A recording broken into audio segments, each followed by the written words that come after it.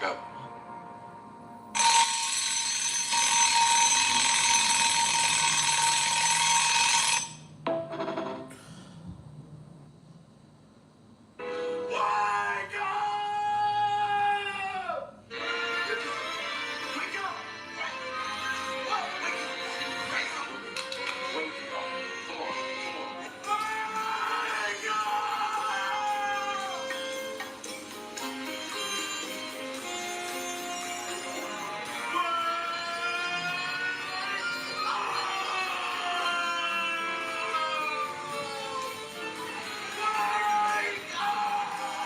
Hello, y'all. This is an important show right now. I'm yelling at y'all right now. I'm yelling at y'all right now. I'm yelling. I'm yelling. I'm yelling. I'm yelling. Wake up. I'm yelling. I'm yelling. I'm yelling. I'm yelling till some more people get me here. I'm yelling. I'm yelling.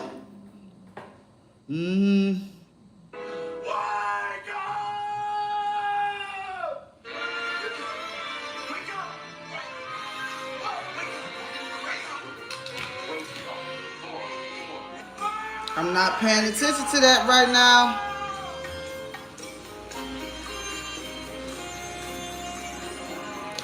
See how we focus on the wrong shit?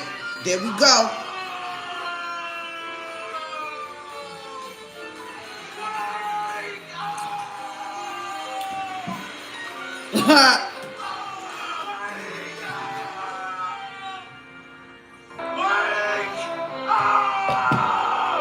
Please.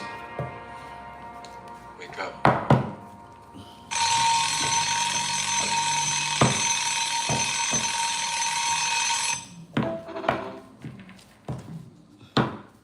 I got an important message and somebody talking about some clean your computer.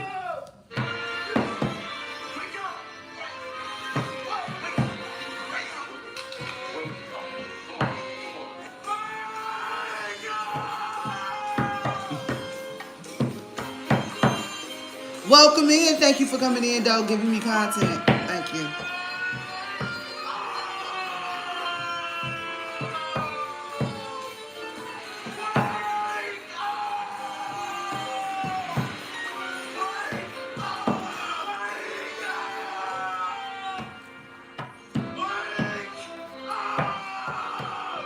Please. You focusing on the computer and the world falling apart. Okay.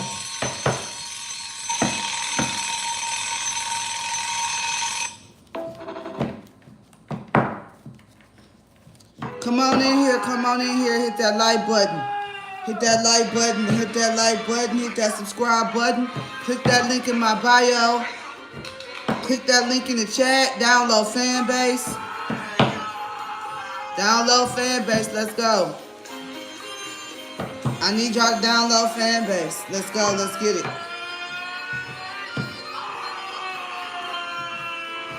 Wake up, wake up, wake up, wake up, wake up.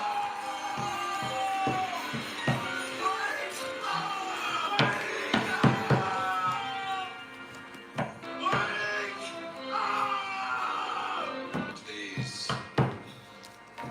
Wake up. Wake up. Wake up.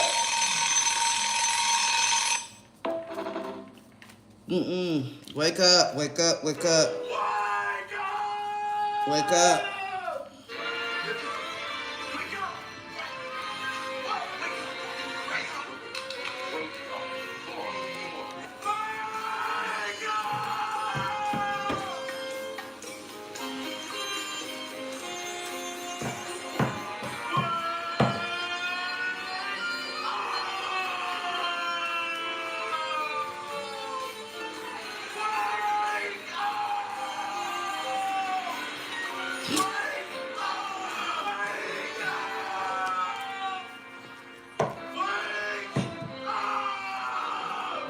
Please. Wake up. I'm not going.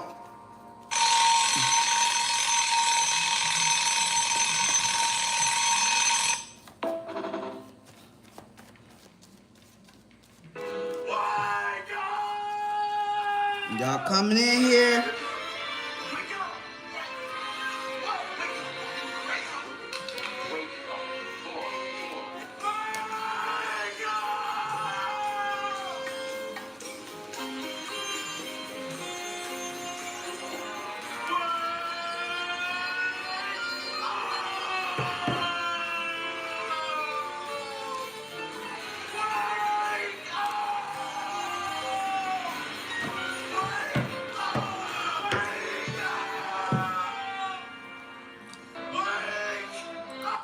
Now, I was gonna play it 10 minutes straight.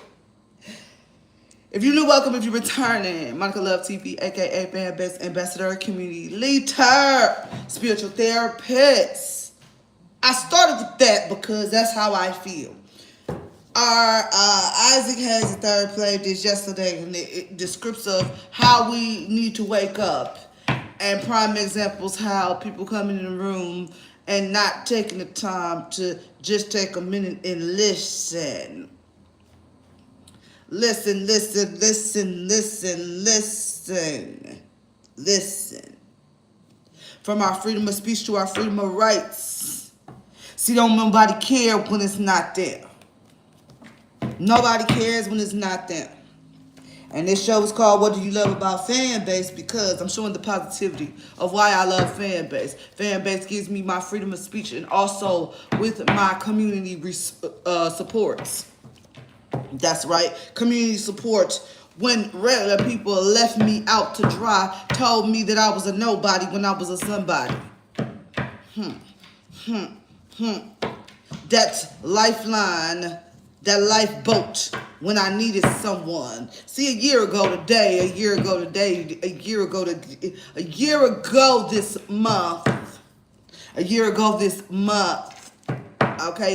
this month, my car and my house was broken into after I came back from Atlanta. 2 months later, 3 months later, I was moved from the environment, which I was spiritually under attack. They don't want your voices to be heard. This is spiritual warfare. Like it or not, this is spiritual warfare. And I said, wake up. It is time to wake up. We are talking about computer screens and what needed to be, just prime examples of how people are distracted. It was a post on this video I posted over here on YouTube. It was a video posted, comment. And the comment said, terrible movie. Terrible movie. I said, we have missed the plots. We have missed the plots. I bet you won't nobody share this. I bet you this won't go viral. Why? We are under attack. I don't watch Paramount TV or nothing like that. But I could tell you one thing for certain and two things for sure. Where you at? Where were you when the revolution started? Where were you? Fanbase, you can import your TikTok, Instagram, YouTube. You can bring over YouTube videos. But we want to talk about computer screens and this don't work and that don't work. We want to talk about this. We want to talk about that. We want to talk about this. We want to talk about that. But we don't want to talk about things at hand. People are not eating. People do not have money. But we do have money. It's just the fact that we're selfish as fuck. And I said what I said. We're selfish as fuck. And people looked at me when I was on this platform and they said, oh, it's just a penny. It's just a penny. It's just a penny. Oh, it's just a penny. It's just a penny. It's just a penny. Wake up. I got time today. I usually don't start this show at 3:30, but God said, come on in the room. He said, I gave you this platform so that you can speak up, and I'm speaking up for the people that you don't see. I'm the person that they don't talk about because I'm not on the street. I'm not the person, you know what I'm saying? I've been on the streets. I've been on both sides. I've been used and abused by all the systems, and they all are trash. I've been used and abused by my own people. Y'all don't hear me. People use and abuse and wiping their ass on me, talking about secrets. I'm your little secret. You're ugly. They did everything to try to break us. But they won't break me. I'm here to set free. I'm here for those who want to be set free. I'm not here for the ones who's complaining. Get in the back of the line. We don't got time for that.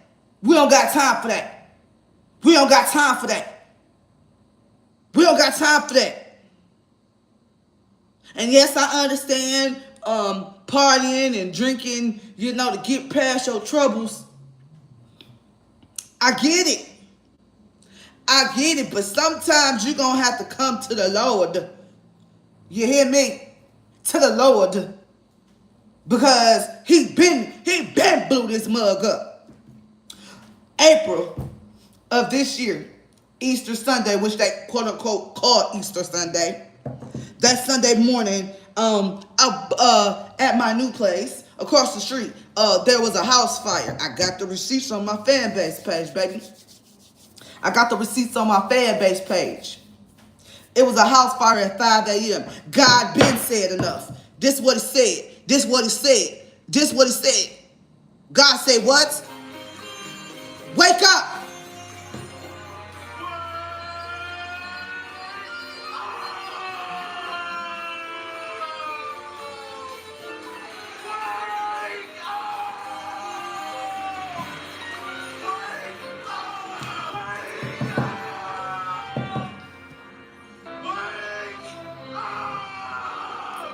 Please. We streaming live on Fanbase right now.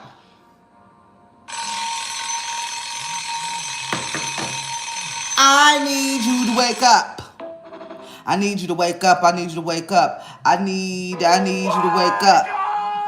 I need you to wake up. I need you to wake up. I need you to wake up. She ain't they not paying attention to me. They're not paying attention to they not paying attention to me. They're not paying attention to me. But God said I gotta get this message out regardless of the fact. I gotta get this message out. Come on, scream at him. Scream at him.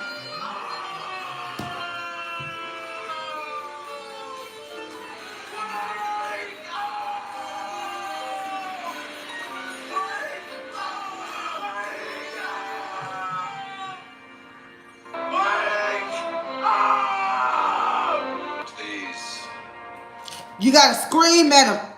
Scream at him, God. Scream at him. Tell him again. Tell him again. Tell him again. Tell him again. Tell him again. We learn about what's right, what's left, what's this, what's that. You see how? Nobody's listening. Nobody's listening. Nobody's listening. But God is listening. Because I'm doing right by God. See. I know when I do what I'm told by God. When I do what I'm told by God, I will be delivered from God because I'm one of God's messengers. He said, get on here and speak. He said, get on here and speak. Get on here and speak. Get on here and speak. Yes, get on here and speak. The revolution is now. What are you doing? Passing the message and the messenger, the message and the messenger. Let's go ahead and get into that right there. Let's go ahead and get into the messenger and the messenger. Let's do it. Let's do it. Let's do it. I got time today. I got time today. I got time today. Time today. Time today. Time today. Time today. Time. Time today.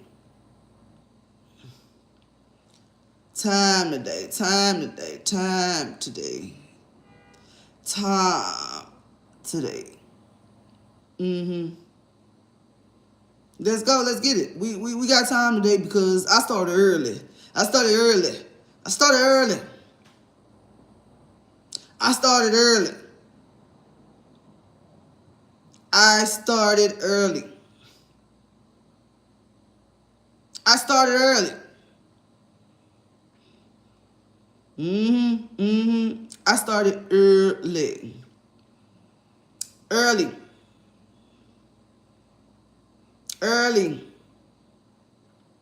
Early.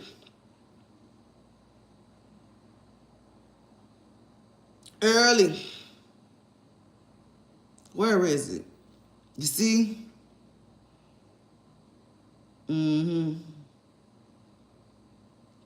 Early. Early.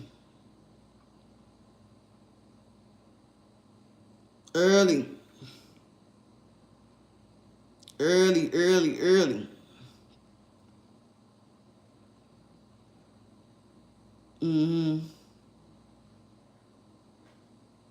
See, this is what I'm talking about.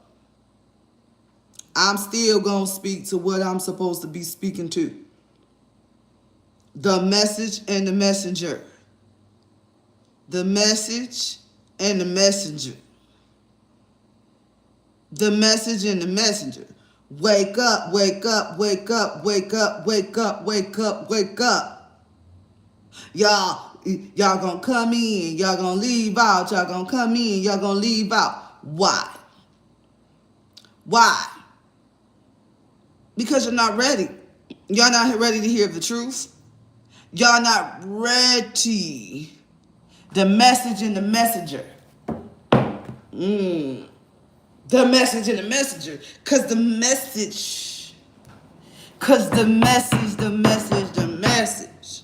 Y'all don't want to hear from people like me because you want me to be silenced, but that's not the case. The message and the messenger, let's go, let's get it.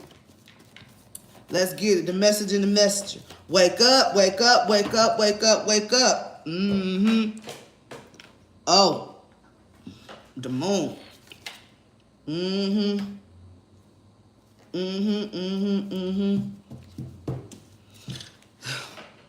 Devil. Oh. Devil. Two swords. Wake up. Wake up. Wakey, wakey. Wakey, wakey, wakey, wakey. Wakey, wakey. Yeah, wakey, wakey. Yeah, wakey, wakey, wakey, wakey. Wakey, wakey. Wakey, wakey. Yeah, yeah. A message coming in at nighttime. What's going on with this devil energy?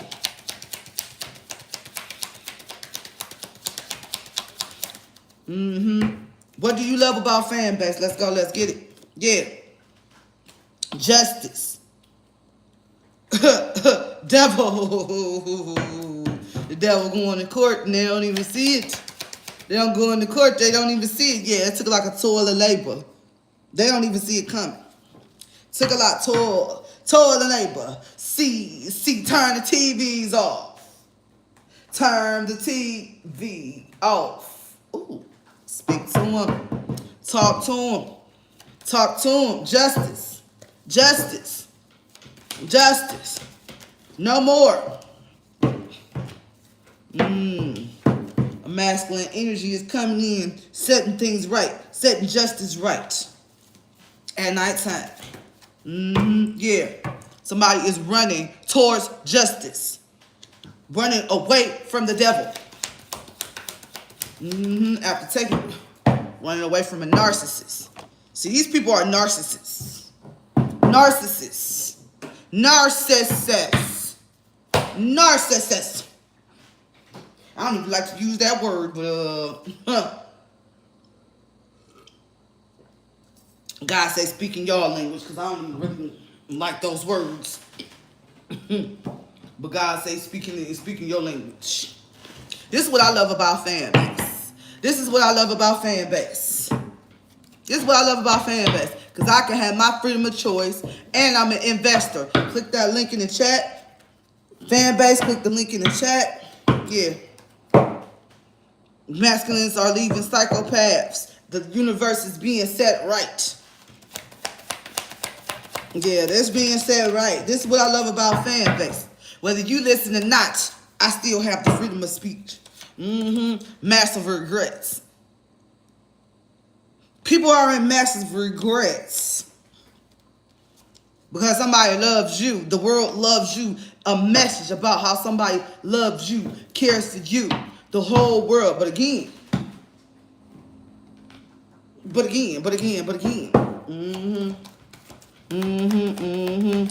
This is what I love about Fanbase.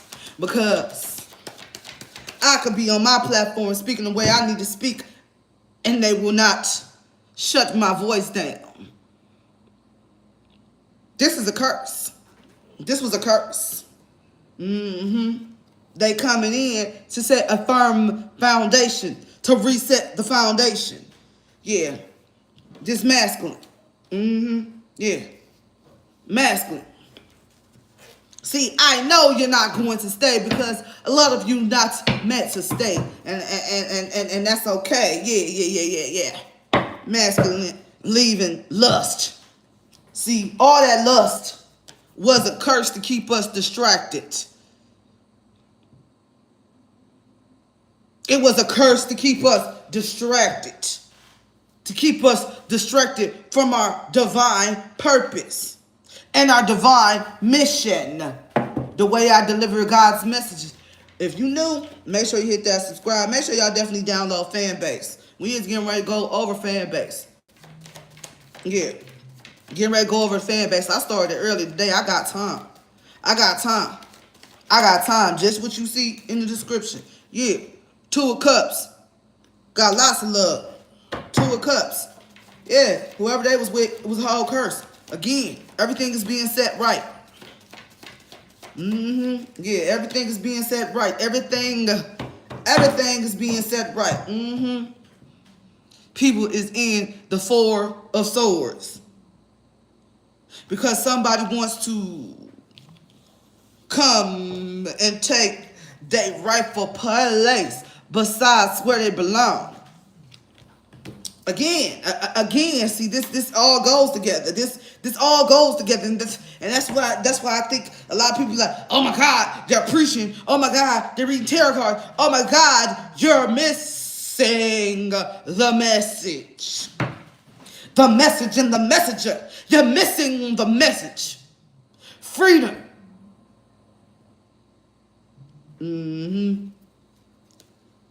That lust of food, lust of this, lust of that, is leaving people in the 6 of Pentacles. That's why they're broke. Because they're keeping you distracted. Lust over cars, lust over this, lust over that. A whole community knows this is being set right. Knowing it's being set right. Knowing it's being set right. 4 Swords. Yeah. It's being set right. See this boycotted TV. I don't even got a TV. And the TV that I got don't even work on purpose. Somebody came in here and commented about my computer screen.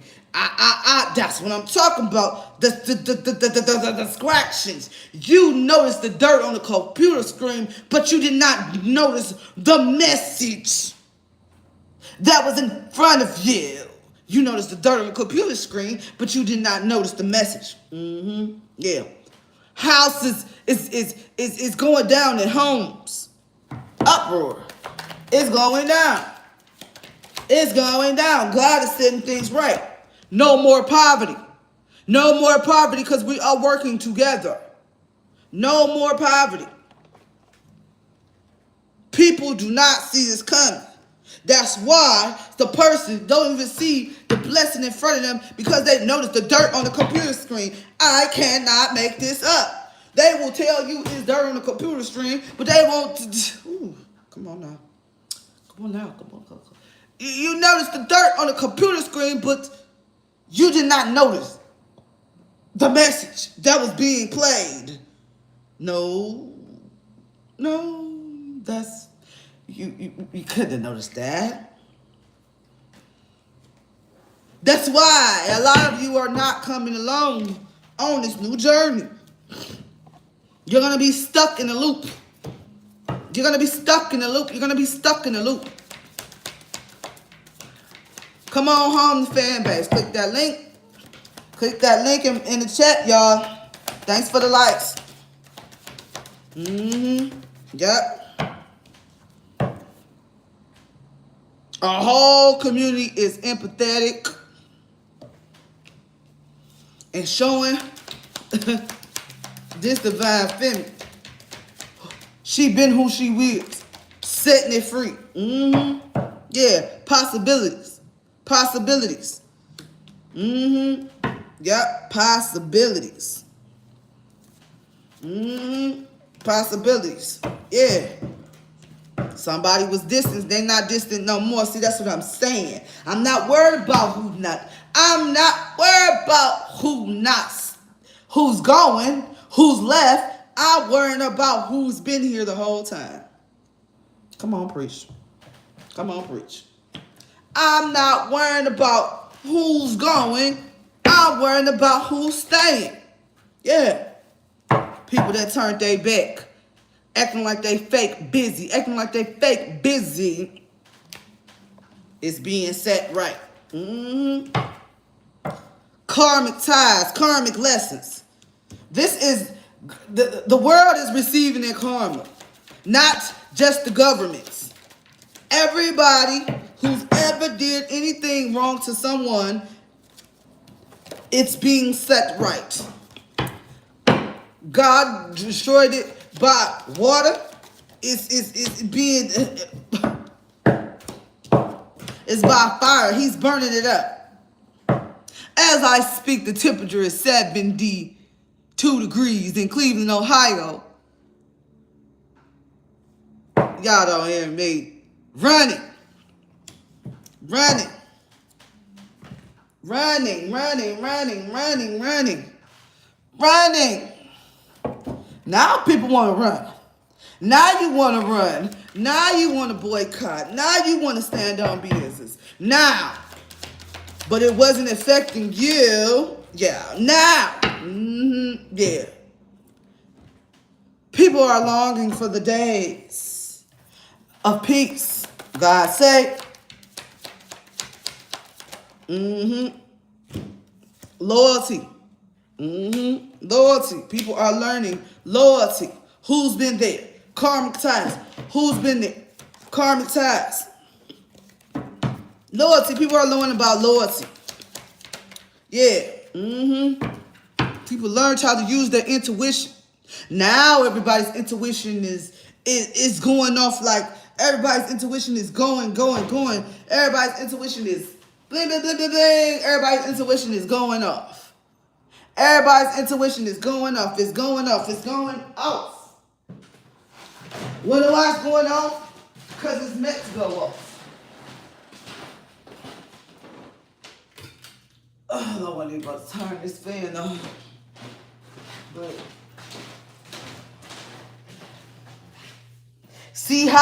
you see how the devil's trying to make it hot so that you can't. Ooh, come on now. Don't you see it goes together? Don't you see? I'm not worried about who's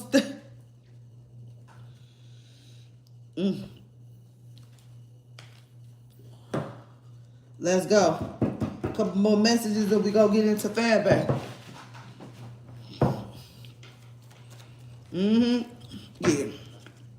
Yeah. Being a fool and falling into the truth. Falling into destiny.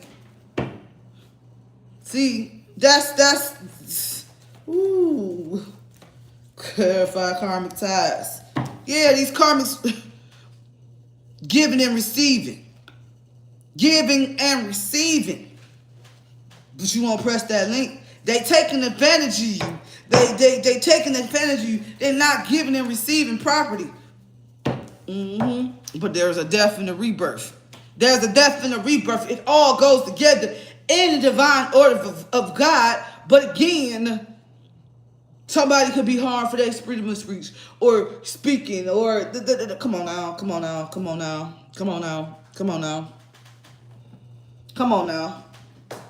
I'm not speaking to the ones. I'm speaking to the ones who understand. It's been time to wake up. Wake up. Wake up, wake up, wake up. Wake up. Apologies. There's a lot of apologies coming on. Why? Because these divine feminists been saying who they've been saying they is the whole time. Hopeful. Yeah. This divine feminist stayed hopeful. Stayed hopeful the whole time. Stayed hopeful the whole time. Death and rebirth. Death and rebirth. Yeah. Burnt bridges. I cannot make this up. It's death and rebirth. The world is being blown up in y'all face. And y'all worrying about what the message and who the message. Press that link to freedom. But again, the message and the messenger. So God is blowing it up because y'all not listening to the right people.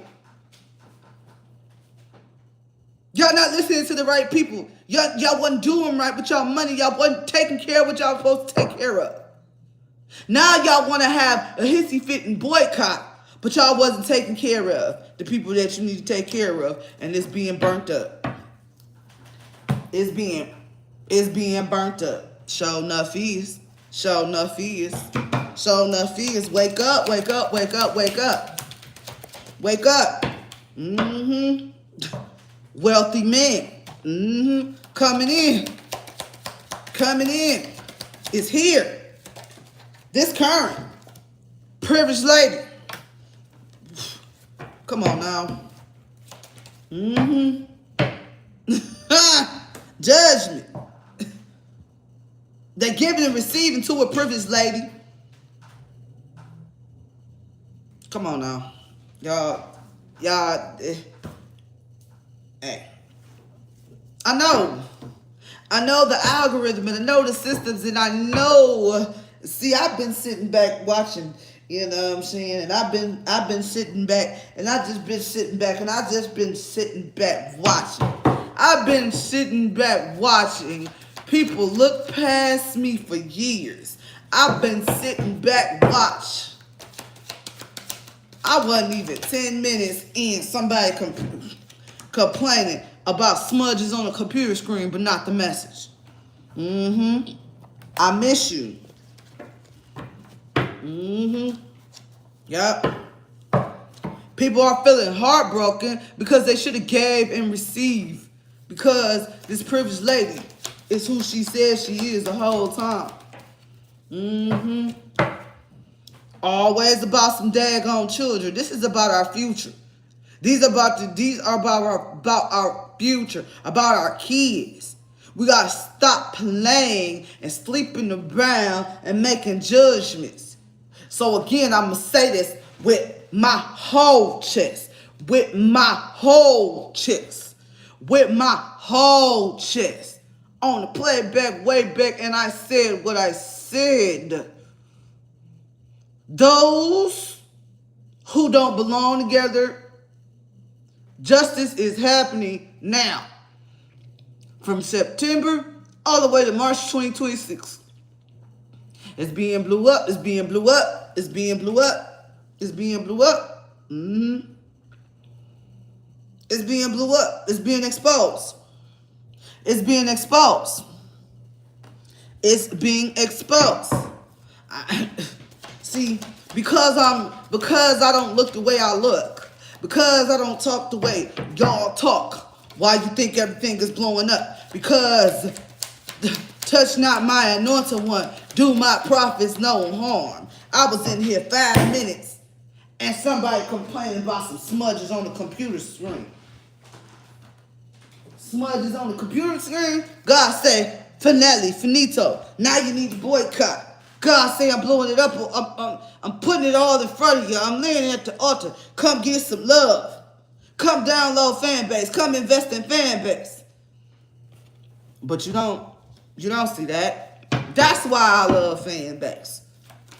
Because at my lowest, God wrapped his hand. He sent me to a place where I can get my community. It's no more about I. It's no more about I. It's about community. Have you checked Have you checked on that friend? Have you, oh no, what I say, divine feminine? Told you.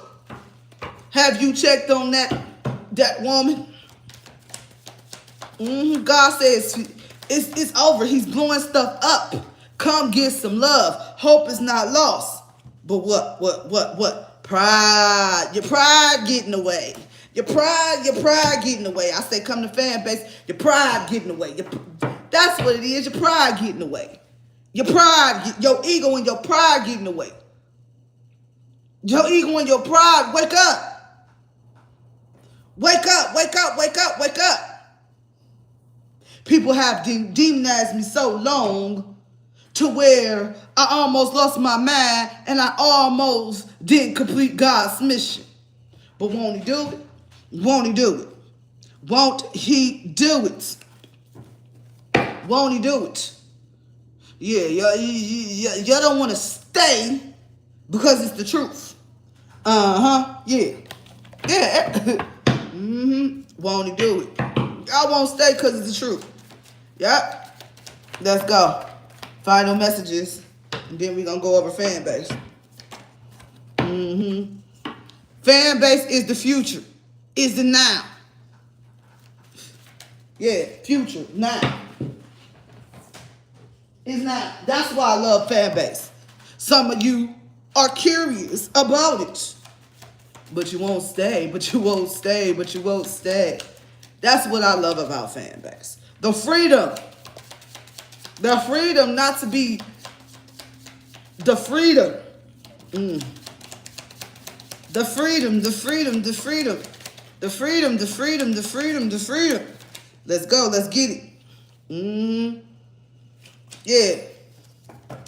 People are hearing through the grapevine that this is true. People are hearing through the grapevine. But again, I'm not meant for everybody. Not meant for everybody. Get some soul card energy. We ain't gonna be in this energy long because we gotta go on over. We gotta go over the fan base and tell y'all about fan base. What do you love about fan base?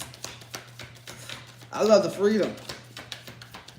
Wake up, wake up, wake up, wake up. Wake up, fan base is the future. Take ownership, because it's the future. This is the future. See, this divine feminine has awakened and speaking her truth. And it's becoming a light that she's been who she said she was the whole time. Everybody curious. Yup. She's been empathetic. They're like, well, how's she being empathetic while people are stepping on her destiny? Nope, God say God's love. Welcome, welcome, welcome, fan base. Welcome. Please make sure y'all check the links in the chat. Welcome, everybody. Yeah, this divine feminine. See, all this go together. All this go together. All this go together. See, that's what I'm saying. That's what I'm saying. That's what I'm saying. That's what I'm saying. That's what I'm saying. That's what I'm saying. Y'all run, and that's okay. Cause and effects. Grapevine. Cause and effect. I know my see, I know my vibration. I've been here 10 minutes and 30 people and came and gone. They want to break my spirit, but they're not. That's what I love about fan base. That's what I love about fan base. That's what I love about fan base. Let's go, let's get it. It all go together. It all go together. The wheel. Taking ownership, the wheel. By you being empathetic and staying in your bubble, all this, following God, all this is coming to pass. You prophesied and you predicted all this, divine feminists. That's why you was in your bubble under protection. Queen of Pentacles. The cause and effect by doing right. The cause and effect by doing right. You know what I'm saying? I can't tell my story. I got to be a robot. I can't be no robot. I got to speak God's word before I get into God's word. That is That is how it goes over here. I have to deliver God's word before I get into God's word. And this is what I love about fan base. For me to truly embrace who I am. They won't have that on no billboards. Mm-hmm. Mm-hmm. The wheel. The wheel. Come on. Yeah, y'all, I know. I'm still doing what God tells me to do. Yep. Coughing. Yup, I'm doing what God tells me to do, whether you stay or you come. Mm-hmm. Great fortune. By you staying in this bubble, being empathetic, great fortune and everything. Yeah. They tried to imprison you. They're doing it now. They're coming and going, and it's supposed to mess with your psyche. It's supposed to mess with your psyche. Oh, they're coming, they're going, they're coming, they're going. They're not getting your message. They're not staying for your message. The people that leave go miss their blessing. Because I told them about fan base. I told them to invest in fan base, which is investing in yourself, which is downloading yourself. Those who leave, they are not supposed to be. So God told me to concentrate on the people that's here and deliver his word, whether there's 1 or 1,000. God's word stand, and it is what it is. It is what it is. God's word stand. God's word stand. Whether it's 1 or 1,000, God's word stand. God's word stand. Yeah. Yeah, letting go of all these clingy energies that want to be. Yeah, people are exhausted because they understand. They're understanding that they can't stop what God has for you. That's what I'm saying. To the people I'm talking to, whether you got 1 person behind you, 2 people behind you, 5,000 people behind you, do not give up. I've been doing YouTube for over 11 years. Fanbase ambassador. That is why I love fanbase. Soulmate. That soulmate is bringing in that great fortune, bringing you everything. Yeah. Yeah. Yep. Divine feminine. Divine feminine. Pull a couple more energies and we're gonna go ahead and get into fan base. But yeah, today it is what it is. I'm used to it. I'm used to it. The message and the messenger. That's why people are receiving their karma, because they are not listening. They're not listening. They're not listening. They're not listening. They're supposed to take advice from me, but they're too in their pride and their ego to understand that I was the blessing. Yup. Let's go. Let's get it. Let's get it. Let's get it. Yup. Twin flames. Soulmates and twin flames come together full circle. Yeah, let's go ahead and let's see. Get some self-care. That's why I came here early. Yeah. Matter of fact, let's do self-care because we going through a crisis and God needs y'all to take care of yourself. Burning bowl ritual. Burning bowl ritual. Burning bowl ritual. Okay, some adult time coming. That's coming. That's coming. That's coming. For some of you. And let's see. Spirit say get something to eat. Let's get some angel cards. Angel cards. Spirit say go for it.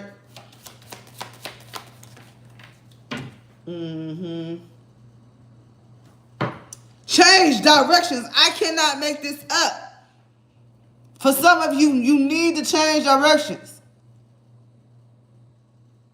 to change directions. God just told you. You need to change directions. Change directions. Change directions. Yeah. Study progress. Let's get some lovers cards.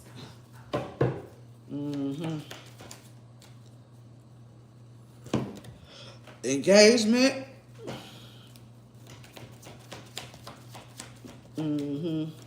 Yeah.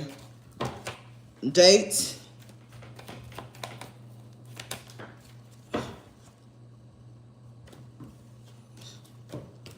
Pull 2 more. Yeah. I like you. Memories, and pull 1 more.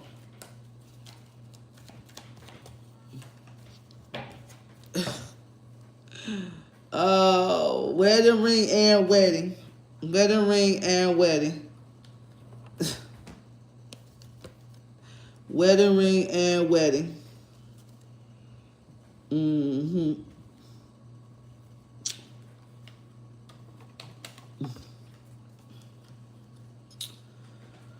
Wedding ring and wedding.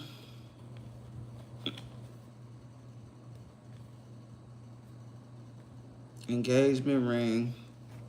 Love you. Yeah. Yeah. So let's get some queen cards, and then we're going to go ahead and go to what we need to go on to.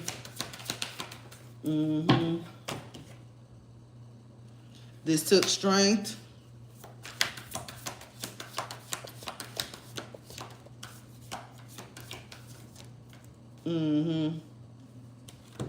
Using your voice. Come on now.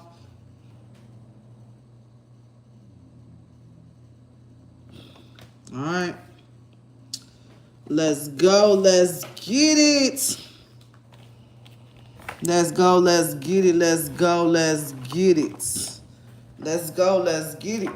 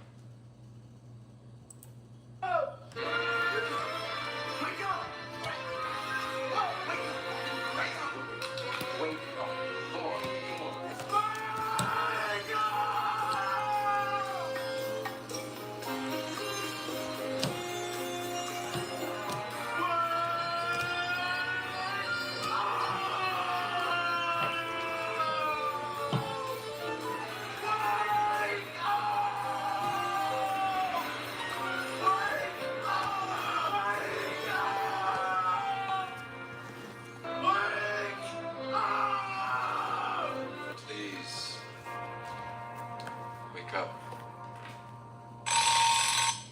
All right. So import your TikTok, Instagram. Okay. Let's go over to investing. You can invest in Fanbase. The minimum to invest is $3.99. We are raising. We are at 1. Yeah, we are getting up there. Okay. Wake up, wake up, wake up, wake up, wake up, wake up. This, you know what I'm saying? We canceling. Yeah. So different rewards tiers for when you invest. Oh shoot. Excuse me, y'all. All right. Different reward levels for you to invest. Okay, let's see. You got flicks. You know what I'm saying? Camera. Please make sure you're doing my camps. All right. I'm my sister keeper LLC camp. Chosen Ones camp. Okay. Queen Most Loved In camp. All right.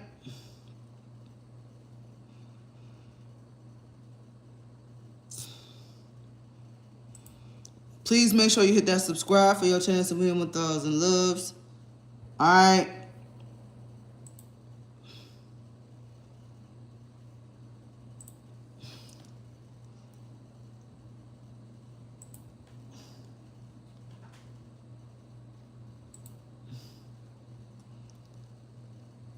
Audio camps. We are having discussions. Yeah. Okay. What do you love about fan base?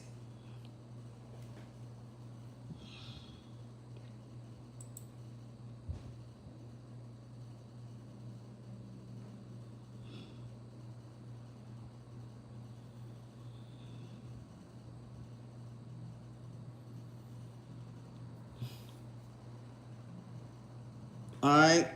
We got that going on. All right. We got that going on.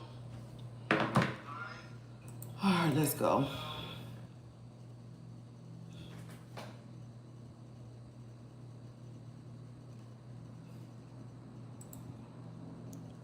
Upcoming audio rooms. What do you love about fan base?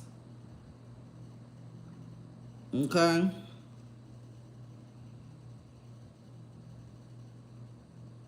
Saturday. And then my morning rooms. Okay.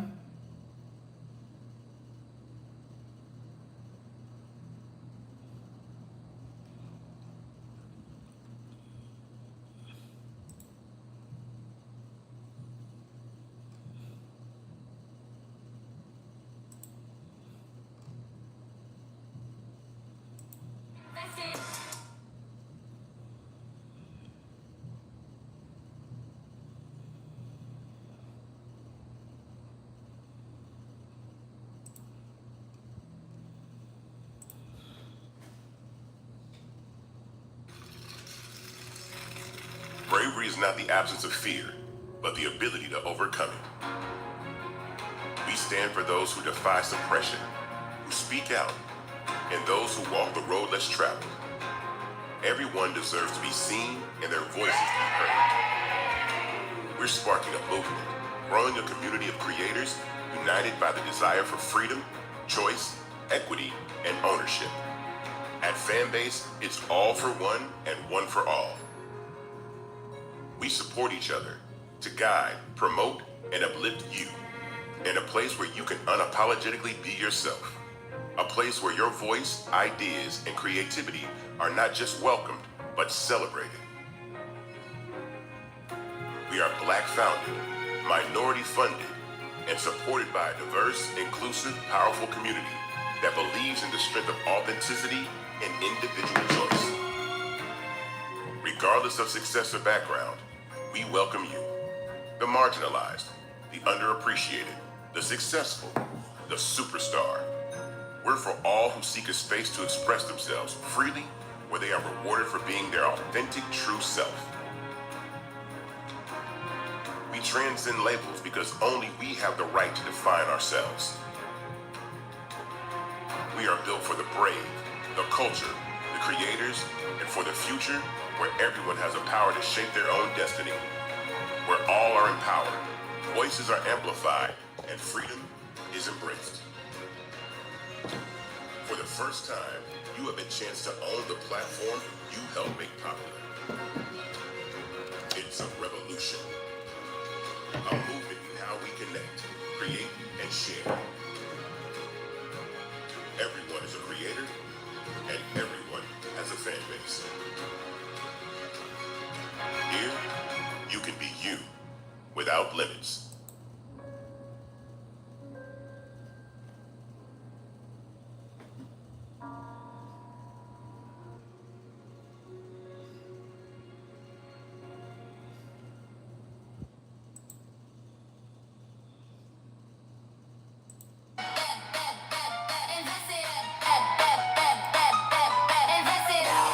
Welcome to another episode of Invested, where we discuss the ever-evolving world of the creator economy in our $17 million equity crowd fund on Start Engine for Fanbase. I'm your host, Isaac Hayes III, as always. And to my left today is actually Noah Washington, head of comms and partnerships at Fanbase. And today we are joined by the phenomenal A.B. Burns Tucker.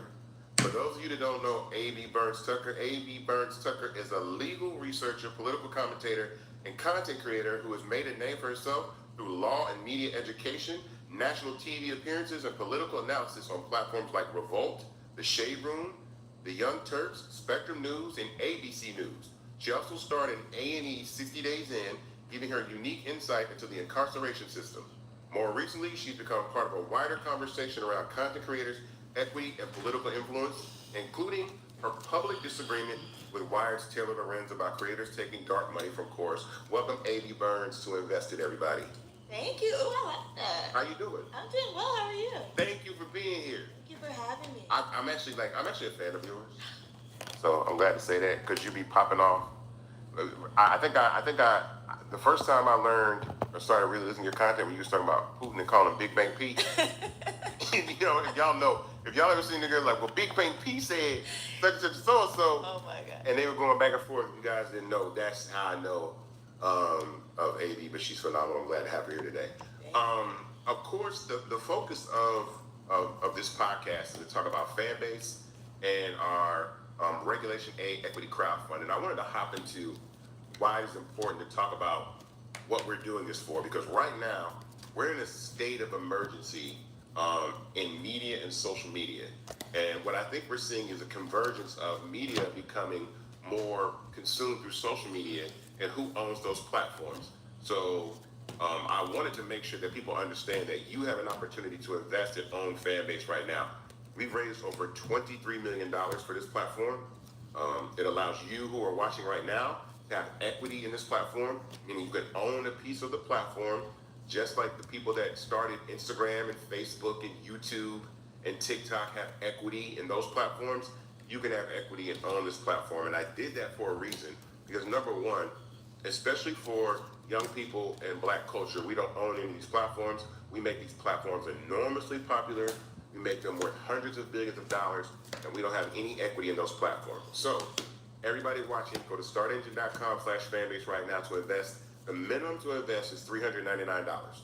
That gets you 60 shares of stock in Fanbase at $665 a share. I know you guys see me say that all the time, but what I think is important about this is we are at an inflection point where if Black culture does not own the infrastructure of media, we will not be sure who's telling our stories, what's real, what's true, what information is fact or not fact, because there is a movement to acquire a lot of media corporations, and we will have that conversation a little bit later today. But we're going to jump right in talking to Ms. A.B. Okay, I was talking about Fanbase the other day. I talk about Fanbase a lot in interviews, or when I'm talking about, like. What's up, Miss Tucker? What it do? What's good? Mr. Noah in the booth? Hey man, I do what I do. I do what I do. Ground, okay? I do what I do. So, I love learning more about you, right? Okay. You have such a fascinating and interesting background with your legal expertise, your media training. I want to know how and why did you want to bring that to social media? That's so funny. So the crazy thing is, when I first started making content per se, I was still in law school. So for those who don't know, my brother was wrongfully convicted. He was sentenced to 50 years to life in prison when he was 15 years old. And so I went to law school to get him out. And so during the pandemic, I had reluctantly hopped on like social media and TikTok per se. And I started seeing a lot of like wrongful conviction content coming up, and I was like, oh, well, maybe I can make content about my brother and it'll help me out a little bit. And so that's how I actually started. And some of my initial videos around that like went super viral, and I didn't know what to do. I was not prepared for it. But then I realized I had a platform, and I started realizing like how much people didn't understand about the law and like how things work. And so that's what sort of pushed me to keep making content. And so I had to find my voice for a little bit, but then eventually I ended up doing the Russia-Ukraine video that a lot of people saw. And that like catapulted me That's the one. to where That's I am the one. today. Yeah. I have to ask, you have done major podcasts, you've sat down with Van Jones, you've done several big media outlets, right? But it all originated in your social. How did your visibility in social later translate into these major platforms? That's a good question. I think it's just you never know who's watching. That's number one. But then two, I think that people started seeing the need for what I do, right? And how I communicate. I can code switch with the best of them, right? I have 4 college degrees, but I also I grew up in the hood. You know Talk your ish. Talk you know you. what I'm Talk saying? So it's I was able to use the education and just I guess my street knowledge or whatever, the way that we communicate at home or with my friends, use that and combine the two. And I think with any corporation, when they see something of value, they see the numbers going up, they're gonna be like, ooh, let me, that's not going on over there. So I think just with the numbers being authentic too. A lot of people out here buying followers. I just want to put that out there. All mine pulled up on me authentically. So I think that's what sort of put me on the radar for a lot of these different platforms and opportunities. So earlier, Isaac, do you want to jump in here real quick before I move on to mine? No, go ahead. And I talk to black people, and not a lot of people can do that. That's what I want to get into, right? As Mr. Hayes was introducing you earlier, a big part of your platform is speaking on the disparities that black people face. Break that down for us, and what made you want to tackle that? Because I'm black. Point blank period. I'm a black woman in America. I felt so when I walk in rooms, right, or you listen to the news or the media, they're always talking about kitchen table topics. Mm-hmm. And I'm well, let me be for real. I grew up in a single parent household. My mom was a nurse. I can't tell you the number of times that we sat at the kitchen table and had a conversation outside of a holiday, right? So that's not realistic for my community. And I also say I don't speak French. So if you come to me with a duffel bag full of $50 million that you tell me you're gonna give it to me in French, I'm gonna look at you, I'm gonna smile, and I'm gonna walk away because I'm not knowing what's going on. I think that's the same for people in my community or the audience that I try to appeal to and I speak to, mm-hmm. is that you're not talking to them, right? Because one, they not sitting at the kitchen table having dinner, if they do get a dinner that night, let's be real about that. Then two, it's they don't speak the language that's being spoken on traditional platforms, right? In traditional media. Yeah. So I think it's important to communicate because the things that I'm talking about, they affect us too, if not more than anybody. So if we're not included in the conversation, then we're getting left out. I agree. I mean, I think that I do that a lot too.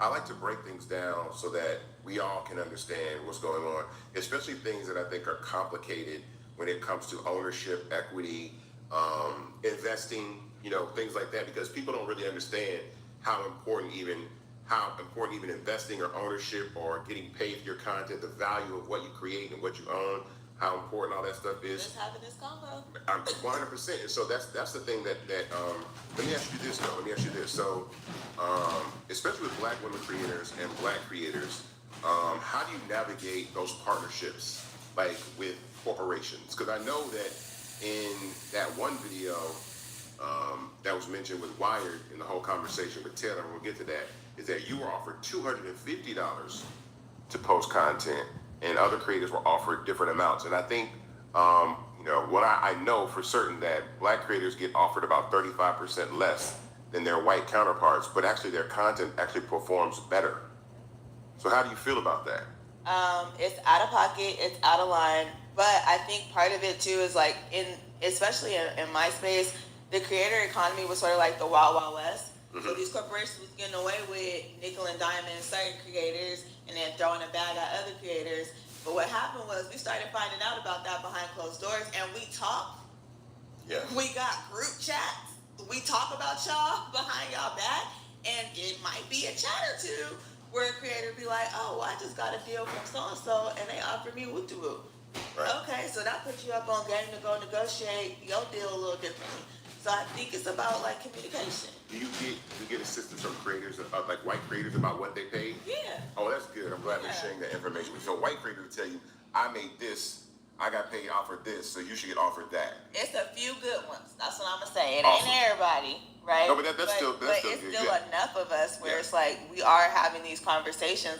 Hey, what you gonna pay? Because truthfully, we went to a conference and there was like a financial portion of the conference. It was a big creator conference called Trending Up, and they were talking about it, and there were creators on the panel like talking about how much they was getting paid, and we all like, where you get that deal from? Like, you know what I mean? And so even with the chorus thing, right, it prompted us to be like, we have to communicate better, especially when you got a creator, let's say like Consciously, right, got a way bigger platform than me, been in the game longer than me, right? Yeah. We can't take the same amount of money for the same content. Right.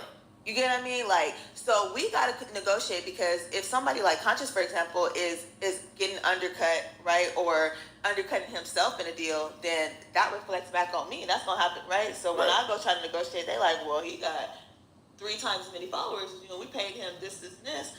No, that's not gonna work. So you think it's the responsibility of all Black creators to kind of, I'm not gonna say unionize, but say this is our standard of what we're doing, or is it kind of like you feel the pressure sometimes to say, well, if you won't do it, this creator will do. Like they'll undercut you, because again, what I know about content creators is you guys are all unique in your voices and your messaging. So what Consciously says and what you say might be about the same topic, but it's a different approach, a different perspective, and that's what makes you unique to the game. And that's what you coming to pay for. Exactly. So you got to pay the price. Yeah. Whatever it is. I've lost a lot of deals because I've been like, I can't take that. Right. Like, I can't produce that amount of work for this. Because I think a lot of corporations too don't realize, especially for a lot of us Black creators, it's just us solo dolo. Right? Like, we don't have a team behind us that's doing the editing and negotiating and going to the meetings and doing the research, and you know, like, we're doing it ourselves. Yeah. I gotta do the research, come up with the topic, you know what I'm saying, record it, might have to re-record it if the sound get messed up or something, you know what I'm saying, like, then I still gotta edit it, and I still gotta send it to you, then you still want analytics after that. Yeah. All of that, then I still gotta take a 30-minute meeting with a whole nother organization that think they might want to work with me. I'm one person. So if you're asking me to produce a piece of content, understand that not only am I producing that piece of content, like putting it out on the platform, but all the work that goes behind it and the time that comes behind it too. Yeah, that's real. So, all right, let's talk about this whole wire. Well, wait a minute. I have one question I want to jump in. Based on what you just said, do you feel like you're competing not with only your peers, but with other white creators? Or creators not of color? If I'm being honest, it ain't no competition for me, because can't nobody do what I do. You know what I'm saying? That's the uniqueness though. What I'm saying is, like, that's how I discovered her when she was talking about Ukraine, and then I like to hear it the way she's saying it, because she's giving the same information. She's just breaking it down in a way that's very relevant and actually humorous and funny and educational at the same time. So it's also how it's served. There we go. All right. So now we're going to talk about this Wired situation. So there was an article. You had a public disagreement with Taylor Lorenz. We all know Taylor Lorenz. I know Taylor Lorenz. Taylor Lorenz was on my ass about commenting about your spat, and that creators were taking dark money from Chorus, which is a nonprofit that I guess pays creators to talk about social issues and stuff like that. For those who don't know, can you explain what happened and why this matters, and why your response was so heavy? So let me be clear. As far as I know, Chorus doesn't pay creators to make the content. It's like a training academy type of thing, right? Okay. So they're getting resources and learning different ways to scale their content, right? So that we can compete with the right or other, outlets, I guess, however you want to frame it. So that creators can compete in that space, because our platforms ain't as big, you know what I mean? Like, so, and we got to get the information out there. So that's my understanding of Chorus. I'm not a member of Chorus.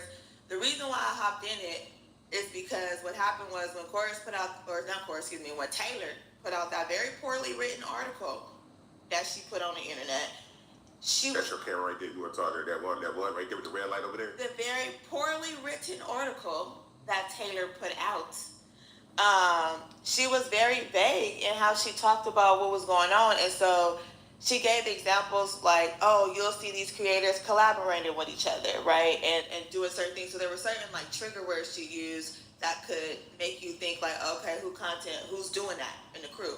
Mm-hmm. Well, I'm somebody, for example, like me and Elizabeth Booker Houston are very close. Like, my morning routine is like God, my son, and I talk to Liz. You know what I mean, for the day. So it's like we're always collaborating. Like, you know what I mean? That woman, right? Like, she signed up to take the bar with me just to support me so I could take the bar exam. So I'm always ride with her whatever she do. So the way Taylor wrote that raggedy article was it made it seem like everybody who talked about, you know, more progressive type issues was getting some dark money from some unknown organization. I ain't getting that money. Yeah. I want it. I want it. But that's, you know what I'm saying? So then it came to, like, as you read the article, I'm as an attorney, as a licensed attorney. Tell them, talking again. As a licensed attorney, right? I'm reading and I'm like, okay, well, let me see the contract. Because the whole thing, and this is why I make my content the way I do, right? Bring it back full circle. When my brother got convicted, I was like, how the hell y'all do that? And I realized I don't speak the language. I don't speak the legal language. So what I thought was common sense wasn't how it was being applied legally, right? Those are two different things. So I'm like, Taylor, you don't speak this language. You don't speak law, so you don't know what you think you know. And you need to make sure you find an attorney to interpret it for you and make sure you're interpreting these facts right. You know what I'm saying? Because now you putting out information. When you're reading a contract, the way it's read is not always the way it's applied, if that makes sense, right? So that's why it's called interpretation. That's why we got to go to the court and they be like, well, what is this supposed to mean, right? So I'm like, girl, you don't even know what you're talking about when it comes to the article. That's not what this says. I didn't read the contract. Yeah. Bar for bar, word for word, looked up stuff I wasn't sure about, and I was like, yeah, that's not what this say. This is a standard contract for some work like this, and you're taking it out of context because you don't know what you're talking about, and you're trying to build a story. Whole time, though, first off, don't pocket watch, because you're out of line for that. One, as a white woman, you don't have no business asking me who paying me, what, when, or why. And two, you don't got no business thinking you putting my business on the streets. You're out of line for that. And then you don't know what you're talking about. Then you go with 10 toes down. But let's not forget that your first article you wrote about Chorus was that they wasn't paying the creators. Oh, okay, I didn't know that. Oh, yeah. Her first article that she wrote was like, oh, well, Chorus is taking advantage of these creators. It's creators on here who don't even know that they're representing Chorus. When did she write that article? This article came out, I want to say, like April. Okay, so it was still Wired. It was not Wired. It wasn't Wired. So she wasn't at Wired. She was at another. I think she may have did it independent. I don't even remember per se. So I think this one she had just jumped another shit. But yeah. So anyways, I know she put it out back in April, and that was the conversation. Liz talked to her then. It was like, that's not what's happening. We're trying to fundraise right now. You know what I mean? We're actually trying to get the Chorus name out there for that. You feel me? So, you know, actually help us out if you can, so more people can know about it and we can get more invested, more funding. Yeah. Now the new article talking about they taking dark money. So you think there's a motivation behind that? Yeah, she a hater and she's a liar, and you just need to admit to people that you are a right winger. Oh, really? You think so? Oh, you ain't seen her pictures? The people she been taking pictures with? No. Oh, okay. Well, I didn't know that. I'm not. I'm not. She's very much comfortable with right-wing influencers and very favorable. If you look at the language that she uses when she talks about their side and the money they're getting and what they're doing in comparison to us, if you look at how she talked to the white people in the comment section that she was responding to, as opposed to how she approached us. So I think I found. And do you agree? I don't know. You know, okay, I'll tell you what I mean by I think they're getting their ass kicked. Okay. What I mean is that when you look at the Republican Party, the institutions that they acquire, so they're acquiring platforms. They're not only hiring creators, they're not creating that and hiring creators. They're acquiring X. They're building True Social. They've gotten Zuckerberg on the side of what's going on. And so they're actually acquiring platforms where if you have a liberal agenda or you are part of the Democratic Party, we don't own any platforms, right? If you are not far right, you know what I'm saying, and understand that. And again, I'm a person that accepts the understanding to agree to disagree on either party. But when one party's buying up platforms And then they're populating those platforms with content creators that often say lies, like that it is propaganda and not even the truth. And that's what I thought was interesting about that article, because And we arguing about $8,000. That's the most light-skinned dark money I've ever heard of in my life. Like, it's giving albino. Oh my God. I know, I understand what you're saying, $8,000. Yeah, when $8,000? some of these platforms are raising getting paid like 95 million, 85 million a year. Like these platforms to pay creators to make content, 85 million a year. We didn't talk about the creators though during the election that was getting millions of dollars from Russia, had set up them sham businesses, in like Tennessee or something like that, and they was getting millions. Oh, I didn't know that. Oh, Tell them. But we talking about $8,000, so we didn't look at when the right wing creators were getting paid millions of dollars. They had the emails, and the creators came out afterwards and was like, "Oh, we didn't know," but you took their money. Wow, that's it. Well, okay. Fuck that to you. Oh, we talking about $8,000. That's dark money. Yeah, Yeah. I'm looking at it right now. Boom. Department of Justice alleges that Russia funded U.S. media company linked to white ring social media stars. This is on Three CNN. of them, bro, and bro. Yeah, Dave Rubin, Boom. Benny Johnson, Boom. and Tim Pool. Boom. Yeah. Let's talk about that. That's the dark money. True. Tenet Media, yeah. They're saying the opening is the unnamed Tennessee-based company that the Justice Department alleges was being funded by Russia operatives working as part of a Kremlin-orchestrated influence operation targeting the 2024 U.S. election is Tenet Media, which is linked to white ring commentators with millions of subscribers on YouTube and other social media platforms, according to a U.S. official briefed on the matter. I did a whole video on that when it went down. Yeah, this was written in last year. Thursday, September 5th, 2025. So right before the election. Then let's say it's also more about if Taylor's writing an article about you guys taking money, but it's also what's being communicated is the truth or not. I think that's the bigger issue. If you guys are getting paid to create content is one thing, but if one group is making propaganda and the other group is just telling the truth, and isn't that more important? Well, that's the thing. So that's why I said she need to just go ahead and admit what side of the fence she on. Because that's the reality. At the end of the day, right? Like, you can't pay me to say nothing that I'm not going to say. Matter of fact, if you even see how I negotiate when I do have a contract, I probably spend more time arguing with them about I'm not going to say that. Or I said something a certain way and they be like, oh, well, can you switch it up? No, I can't. Right. Because you're not going to tell me what to say. Period. If I rock with it, whatever it is, I'm going to do it. I'm going to do the research and I'm going to make sure that I'm ethical about what I'm putting out. Because at the end of the day, my entire goal is to make sure that my community can be included in the conversations. At the very least, right? At least you could go to the block and have a conversation with your homeboy that Big Bang P got America being, right? And we might have to squabble up next week because he done ran up on Poland, dropped some stuff on Poland, and now NATO is like, who what's good, right? I want you to be able to have that conversation because it's important. It makes a difference in our everyday life. You can't pay me to sit here and lie to these people. Yeah. For what? So you sat here and tried to discredit us and mess up our credibility. We didn't build these platforms brick by brick, day by day, research by research, grind by grind. We got kids, family members, and you playing with my name over $8,000 that I'm not getting. I want to follow up on that. Do you think this has exposed a bigger issue in how journalism and media interact with creators, especially black creators? Yeah, absolutely. I think we saw that issue at the DNC last year.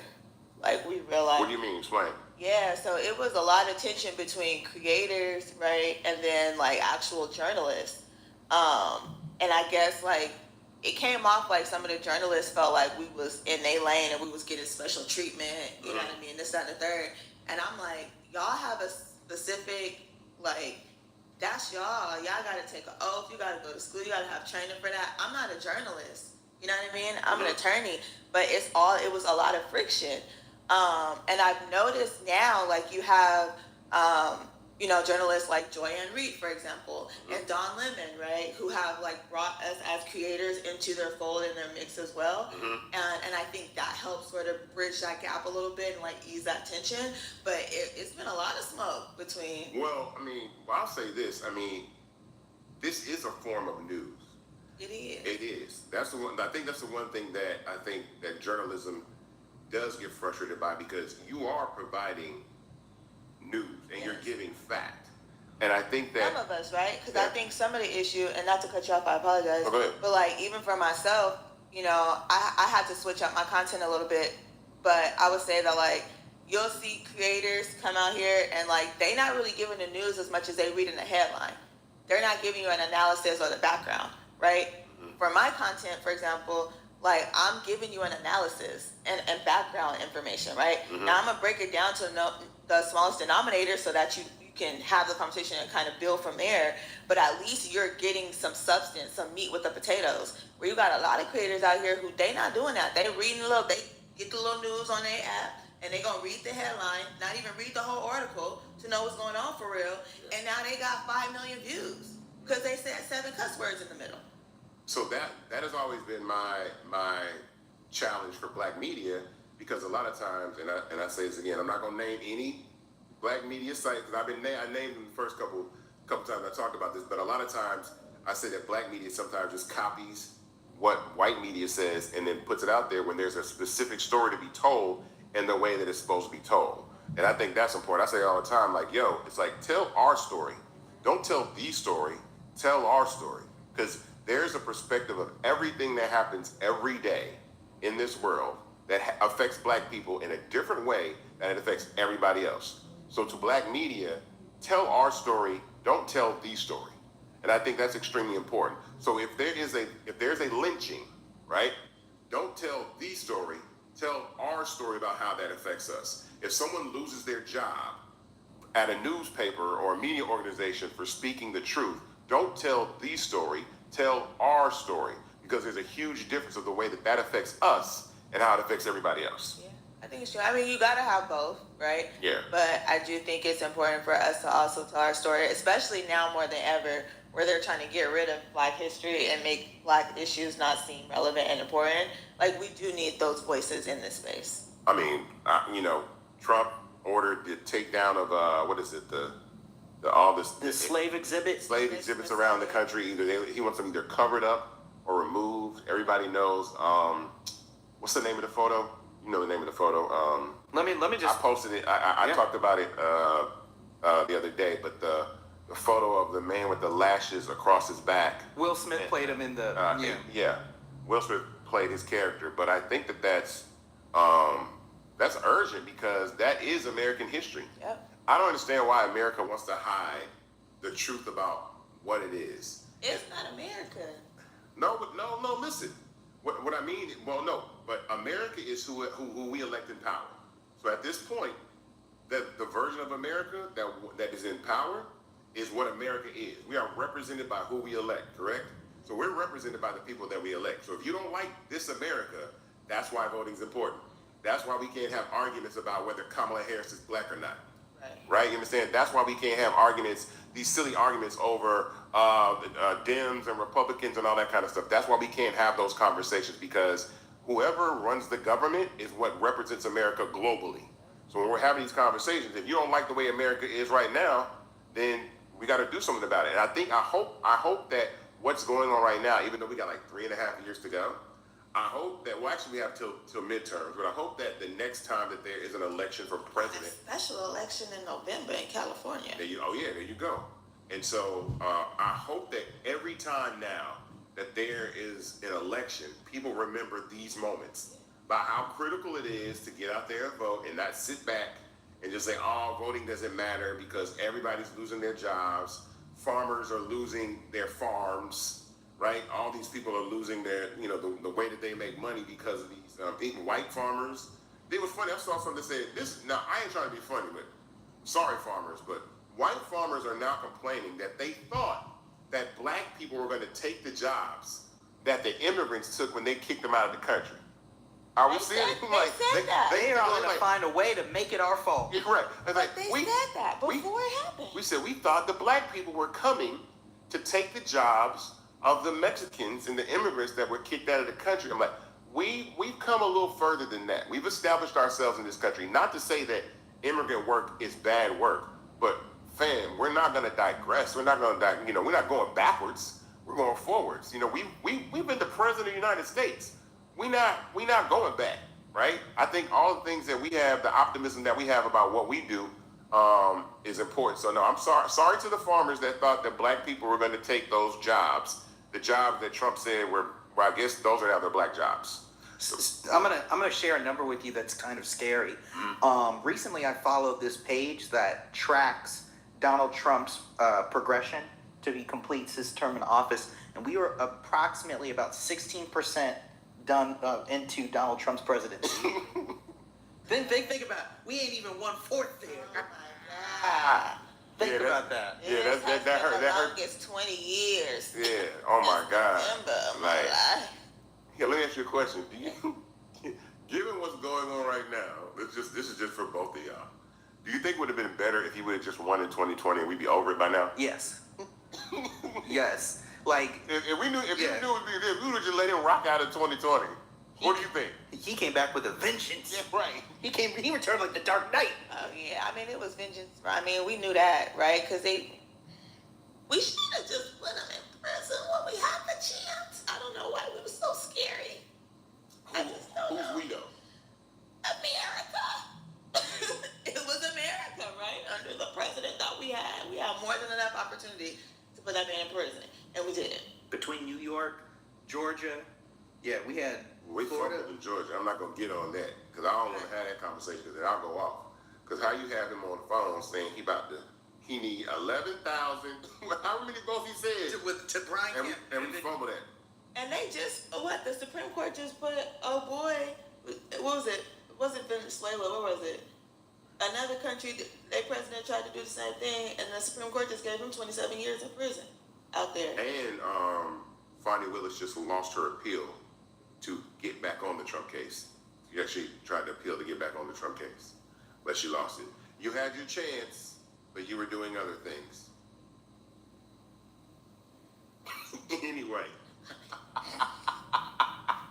Look, man, that's what I'm saying, yo. Look, it's a phrase that I say all the time, and I repeat this to myself just as a human being and anybody black doing anything.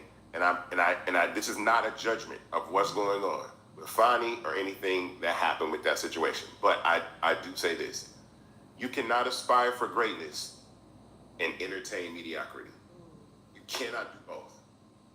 You cannot aspire for greatness, but entertain mediocrity. And if you say that to yourself right before you about to do some stupid shit, I guarantee you say, you know what? I'm trying to be the president of the United States. I'm trying to build $1 billion business. I'm trying to change the world.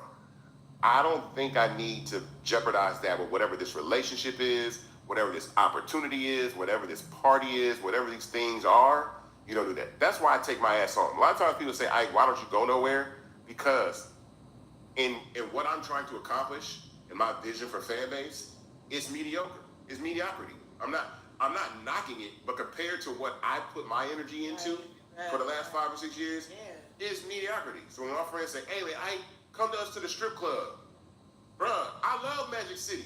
I've been before, but the Magic City premiere is not probably a place where I need to be. Right. Because I'm thinking just on another level. I'm saying for me, and I'm not saying that that's mediocre. I'm saying compared to what I'm trying to accomplish, that is sometimes considered mediocrity. Because if something happens, it's like, oh, what was he doing at the strip club? You own You're supposed to be raising money. You supposed to be raising money at Fanbase. I hope he was on stage. Some situations aren't meant for everybody. Like, I hope he was on stage. Yeah, like what are you doing there? And there's some places that I do go to have conversations and meet people because it's about making connection with content creators, celebrities, investors. I'll do things like that. But sometimes, no, I don't need to roll out to the. I don't need to go to the. I don't need to go to Follies. I know there's a new Follies in town, guys. There's a new Follies that opened, and we love Follies. When it was on Bureau Highway, there's a new one. Everybody's like, you going to the new Follies? Nah, because compared to what I'm doing, that's mediocre. And that's okay, you know, and it's okay. But I mean, for people that want to go to the strip club, I love the strip club. I'm not knocking it, you know, again, but we got bigger fish to fry over here as a community. So, with that being said, sir, I think this is a good time to plug in why we're here. We are here with Invested to continue our conversation with A.B. Burns, but also to talk about the fact that you can invest in Fanbase right now. Again, we are in a crisis of ownership of tech infrastructure, especially the Black community. I say this as best as I can with as much passion as I can say it. We don't own any media platforms. When I see Don Lemon on YouTube, when I see Joy Reid on YouTube, when I see Roland Martin on YouTube, when I see writers getting fired from these organizations, that should be a signal that, oh, we really don't own the platforms that we give this information to. And so we need ownership in those infrastructures. I've said many times that in the beginning, social media was a toy, and now it is a tool. It is the most powerful tool on earth to disseminate information. And so we don't own these things. You heard Tamisha was here last time, Tamisha Harris, shout out to Tamisha, saying that we are in a crisis and we need to own social media platforms. That's what she's talking about. So everybody right now watching this, take your behind to startengine.com/fanbase and invest right now. The minimum to invest is $399. What are you investing in? You're investing in Fanbase. So Fanbase is social media. It's my version of what social media is for the planet. It's not censored, free speech. We're not shadow banning. We're not limiting what sees your content. You have the ability to monetize if you want to. From day one, people can tip you. We have 6 content formats: posts, stories, live, audio, long form, and short form video. It's really an opportunity for Black people, youth culture, and Black culture to own the infrastructure of a social media platform. Because when these things get to $200-300 billion, $400 billion, right? For real, like that's how much these platforms are worth. That's how much Instagram is worth. That's how much TikTok is worth. Meta's $1.9 trillion. And now we got this whole, again, this TikTok situation that's about to happen that we're going to hop into. But again, go to startengine.com/fanbase and invest right now. We must own the platforms that we use. And this is also a call to Black media. I had a conversation, or I had a text message with somebody, and I'm not going to name that name of that person, but I was a little disappointed in what this person said. It was a Black media company. And I said, hey, you should take an equity position in Fanbase because, you know, you don't own any of these platforms that you're using. And they were like, well, this particular media company, we don't invest in platforms. We don't invest in platforms. And I'm like, okay, but you're on Instagram, you're on TikTok for free right now, and you can actually do that. And but I think that's the challenge that of cooperation that we have with Black media that we need to have to. We're going, like, again, truth be told, if we don't work together, you know, it's a wrap. It's going to force, this moment in history is going to force Black people to work together. And somebody's gonna have to help somebody that is not in the position that you're in to elevate to another position. Somebody's gonna have to take AB and elevate them above the position that they have. That's how this is going to work. So it can't be about who's the richest Black billionaire anymore. It can't be all about those things. It has to be about, all right, look, collectively, we have to elevate ourselves to the next level of positions because we got some real challenges going on. You know, I want to take that opportunity to briefly get into a different subject, but we were talking about last week that recently came back up in my life, which is the unfortunate trend of seeing Black women and job loss. Yeah. Right? So, AB, I want to ask you your opinion on this, right? What do you think is driving this, and how does this connect to content creators like yourself? Yeah, I mean, I think a huge portion of it was when we saw the president issue those anti-DEI executive orders. We started seeing there was a lot of Black women in these positions where, you know, they were DEI, I guess, type positions. And so, and a lot of Black women worked in the government, right? So when all those jobs got cut and people are getting kicked out, like, unfortunately, Black women, we got hit the hardest. We are the most educated, right, in this country. We moving up. And they found a way to eliminate us. I think that as a creator and as a Black woman, it's my responsibility not only to speak up about those issues and like make sure I'm informing people and letting them know like this is what's happening to us, because a lot of times if it's not in our direct circle, right, our direct community of people, we don't think it's a real thing. Right. You know what I mean? We don't think people are really affected. It's hard for us to see it. So I think as a creator, it's bringing those stories to life, so that we are aware and vigilant of what is happening to us as Black women, and we need some protection. We need some help. Hey man, I agree 100% with you. I saw something over the weekend. I'm not sure how much you guys keep up with more pop culture based news, but one of my favorite cast members from Saturday Night Live, her name's Ego. You know, she is constantly playing most of the Black female characters on the show. So recently, she announced her departure from the show alongside a shakeup with other cast members from the show. But it'll be for the first time in years that SNL has a season without any Black women in it. So, yeah. Yeah, so very, very troubling. So, my second question for this is, what protections do you believe should be implemented, not even in the real world, as well as the digital space, to protect Black women from this? Yeah, just acknowledging that it's happened, I think, is a number one thing. I think when we ignore the issue or act like it's not a thing, or we don't address it and highlight it, I think it's easy for it to fall to the wayside and make it seem like it's not important, and it doesn't get the energy that it needs, right? Like, so we need to treat it like a missing white woman. You feel me? I mean, that's just the reality, like, because these are real issues, and when it comes down to it, at the end of the day, it's always a Black woman. It's always a Black woman, right? To like pick up the pieces and get down in the trenches and fight for everybody else. We put when during the women's suffrage march, that was white women journey. And they said, Black women, can you just get out the back of the line with us, please? We just need a little bit of help. And we anchored that. And we did that, and they made sure that was cool. And then we still had to come back and fight for ours and make sure we, as Black women, had those same rights, right? So it's always a Black woman when it comes down to building up other communities and supporting other communities to make sure they have equality, because if they have it, then we have it. If they don't have it, we don't get it. Well, so then let me ask you this, and then talk to me as a Black man and tell me what I can do for you. Yeah. Protect Black women. Love Black women, right? Have positive conversations of Black women, about Black women, right? Employ Black women, right? I'm not saying you don't in particular, right? But just like, those sound like simple asks, but I think like it just has to be said. It's just like on social media, right? Like, you gotta train your audience. Right? The hypes are very well trained. They know what's up. That's how we know if it's new ones or old ones. They're very well trained. They know how to act. But I train them by telling them my expectations and what I need from them and how they need to behave over here on this platform, right? I train them. Sometimes you got to be like, I need you to like this, right?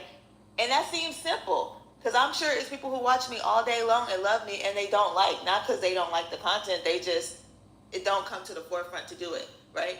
So I think that's the same thing as me saying as simple as hire Black women, right? It may seem obvious, but it may not be obvious to all. And having those conversations with other Black men. We are not the enemy, right? We're not, like, we stronger together than we are apart. And when it comes down to it, when you need somebody to hold you down and ride for you, no matter what, through thick and thin, a Black woman gonna be the one to hold you down, baby. Ride or die. Ride or die. So ride or die for us. Got it. I'm glad you said that. You want to introduce the next topic? Ooh, this is tough. So This is a big one. all right.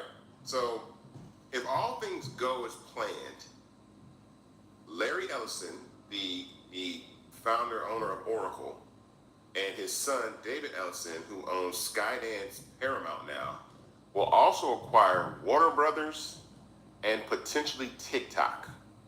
And so I don't know if people know how crazy that sounds and how That crazy is. has to create a monopoly. But I think that since Trump has been in office, they wiped all that stuff out. It doesn't matter. Like, that's not even an issue anymore.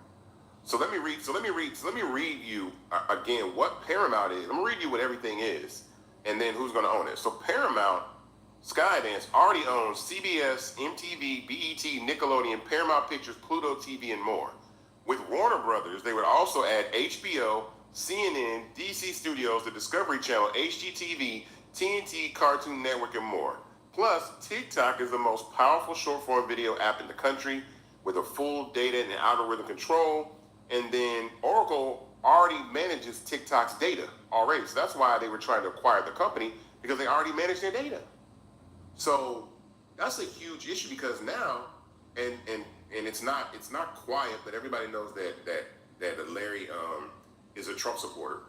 He's a Trump fan. So now you have a Trump supporter acquiring or maybe potentially having ownership of all these assets that decide how you see your media. So once again, when I say why is it important that we have to start owning media, like why Fanbase needs to be, why we need to close this round, raise money, and continue to scale the company, because if they got CNN and TikTok and CBS, They got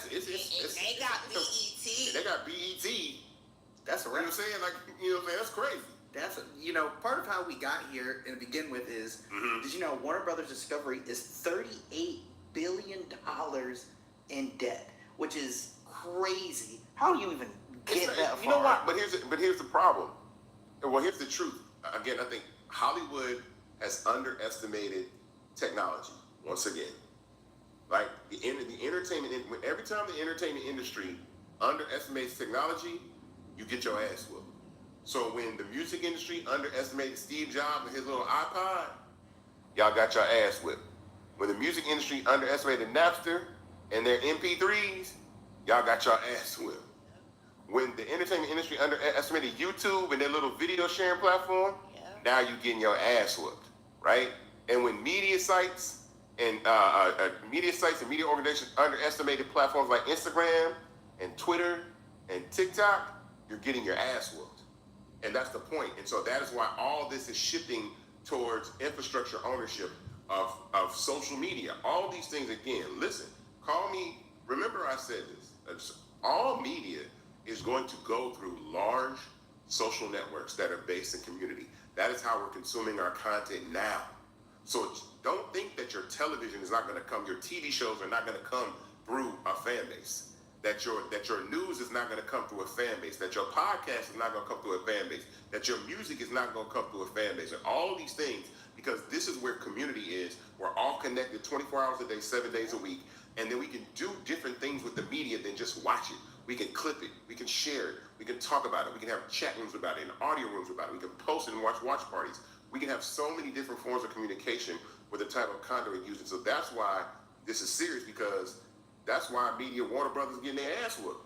Dude, you know what's crazy about that? First, short form, did you know short form short form video is the most watched content format in the world. Yes. And what makes that crazy also is CBS, Paramount, they cited the change to digital platforms as the reason why they canceled Stephen Colbert's show. I don't believe that, though. I don't believe it either. Like, that definitely was political, Right. but still the fact that they could use that as a valid reason shows the power of what you're speaking of. Here's the opportunity that I say to all those creators and all those actors. And we saw Tay Diggs talking about how content creators are getting roles in acting.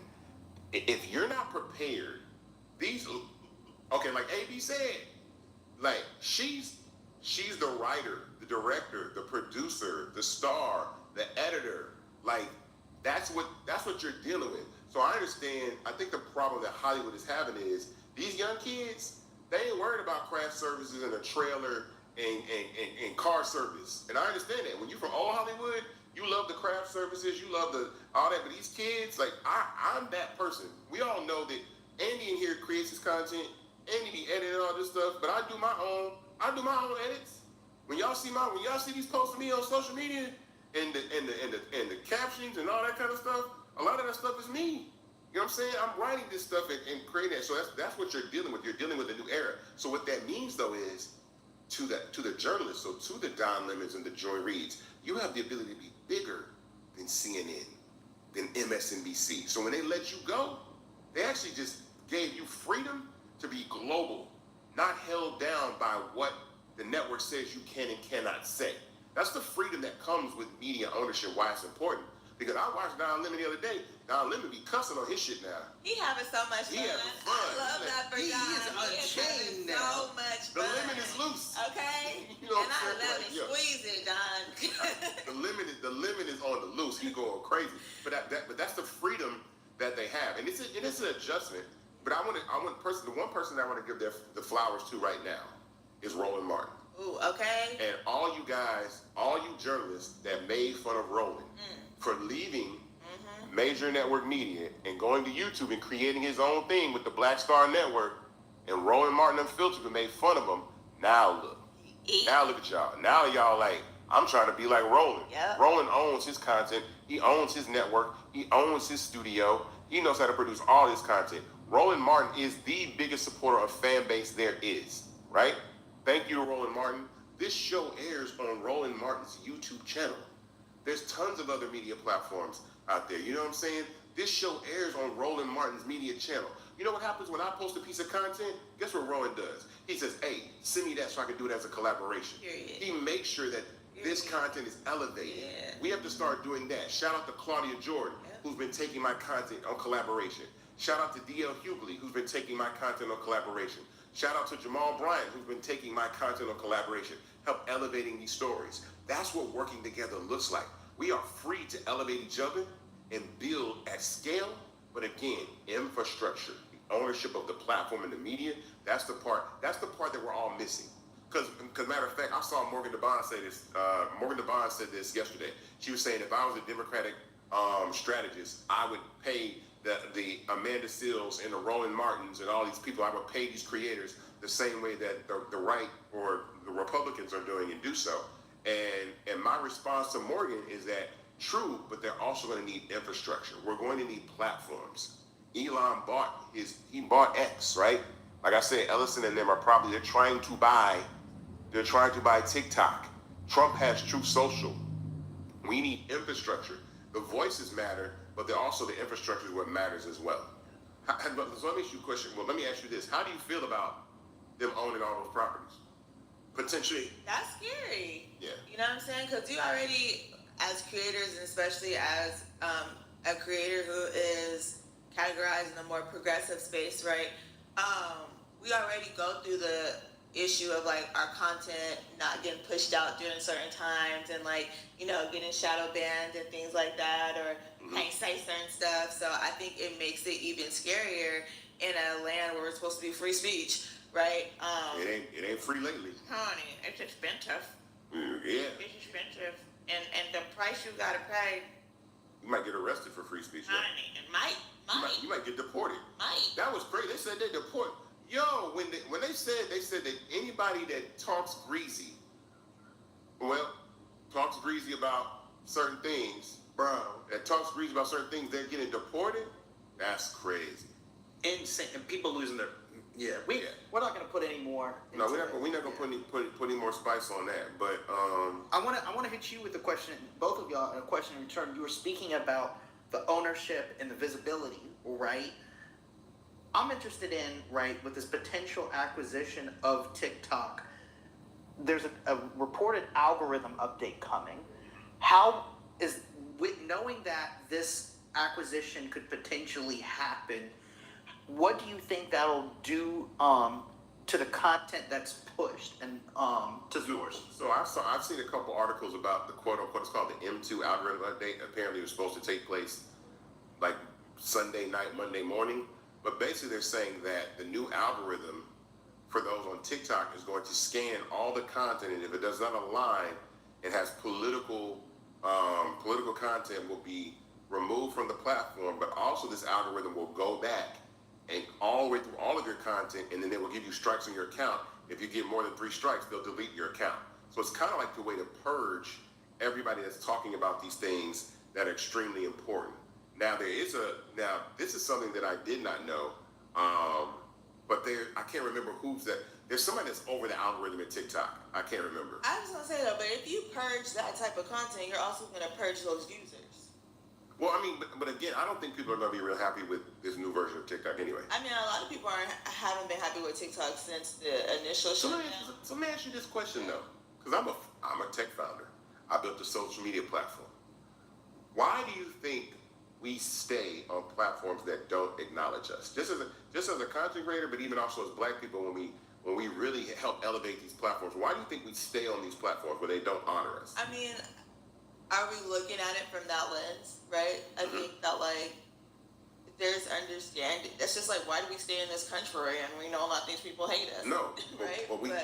but I say the same thing. We built this country and we built these platforms. And we do, yeah. So and that's we built the these thing, right? platforms. We've invested in it. Yeah. Right? Like we have stake in it at the end of the day, be it maybe not financial stake, right? But we have stake in it. And then I think also too, like for me, again, it's an outlet to the people that I connect with. It's my connection source. It's your community. It is my community, right? Like, and I have built a community and I care about the community that I've built there. And I've also built friendships and long-term relationships. And I've also built, opportunities that I don't know that I would have had, but for the social media platforms that I use.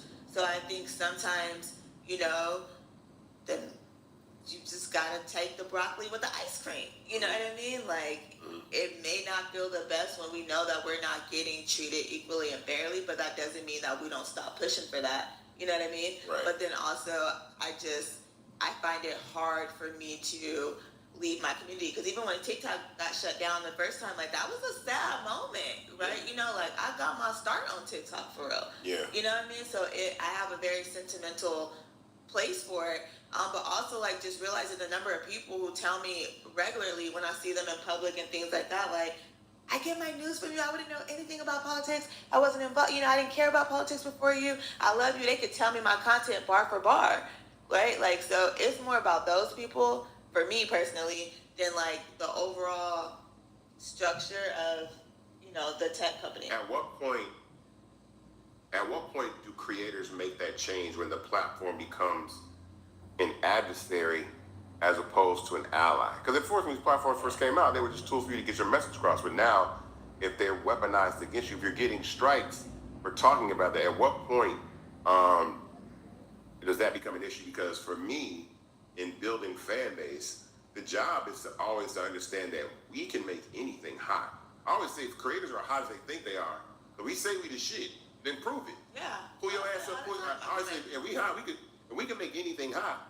We could go to fan base and make that hot in a weekend. Right. You know what I'm saying? Understand? Challenge accepted. Okay, listen. And I'm gonna invest today.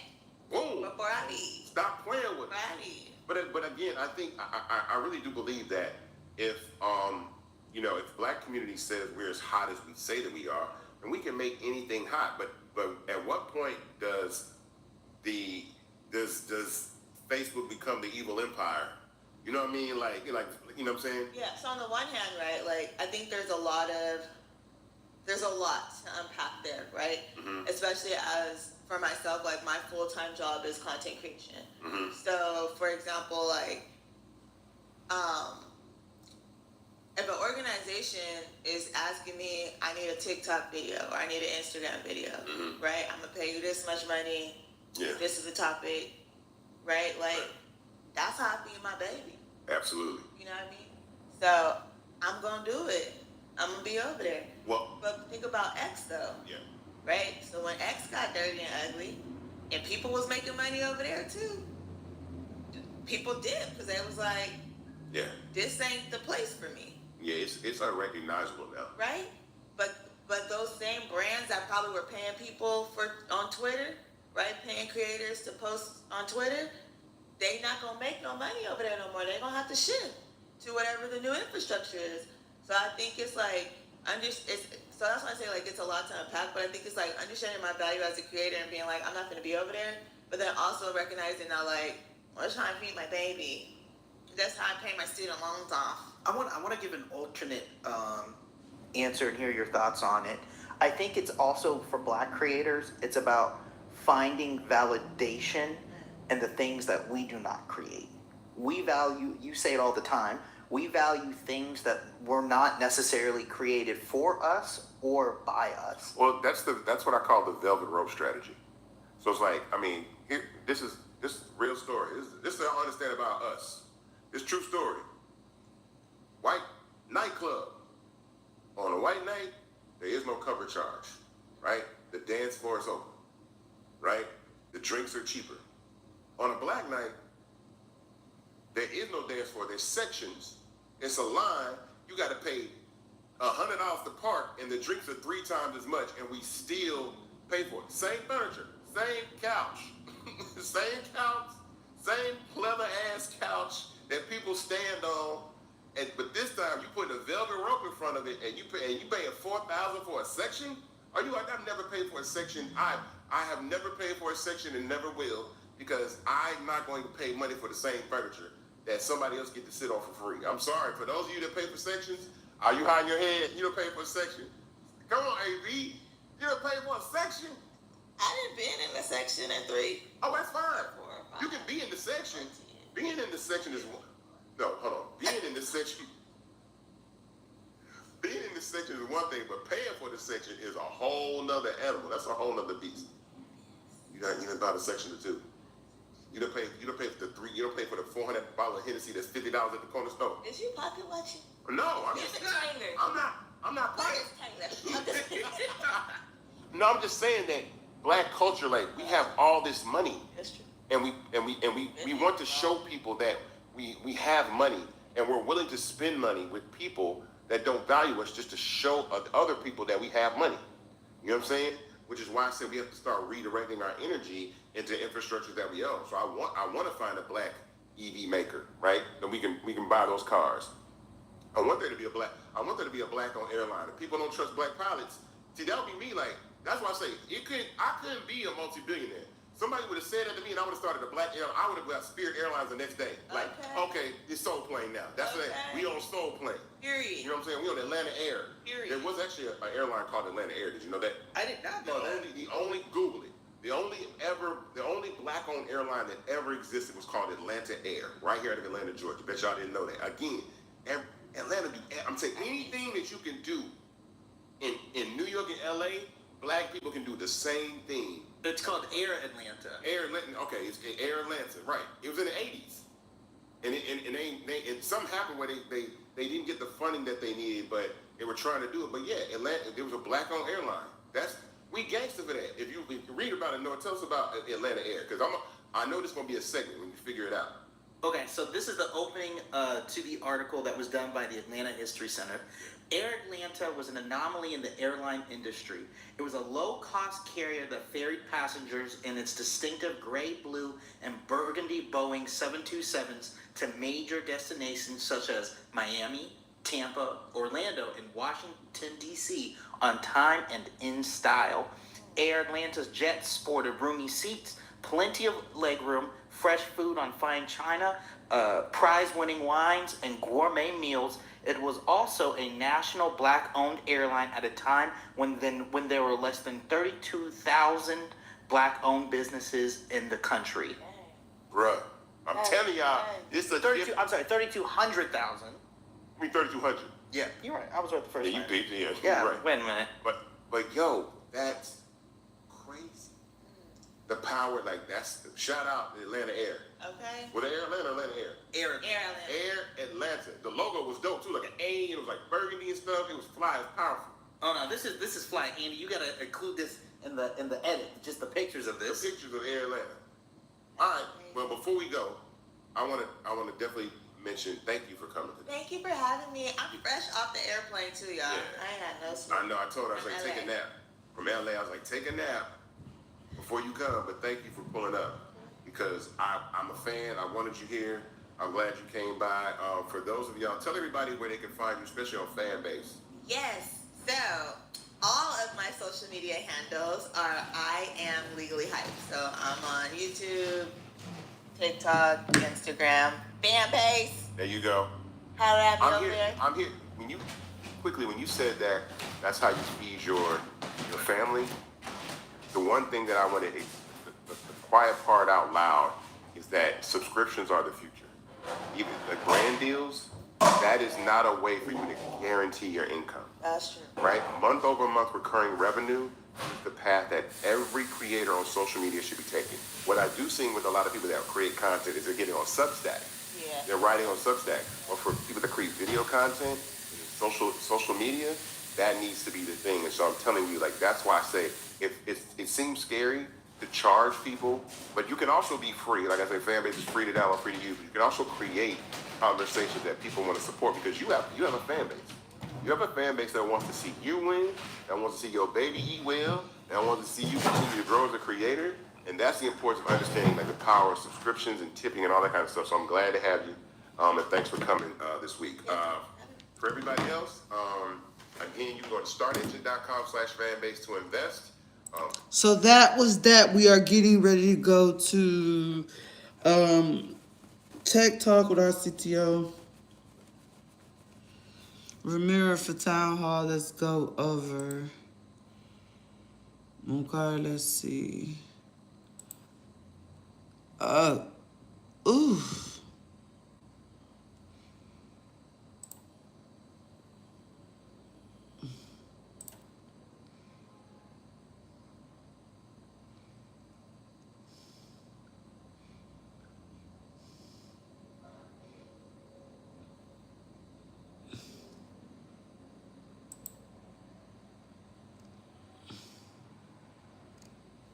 Okay, waiting for this room to open up. While we opening these rooms to open up.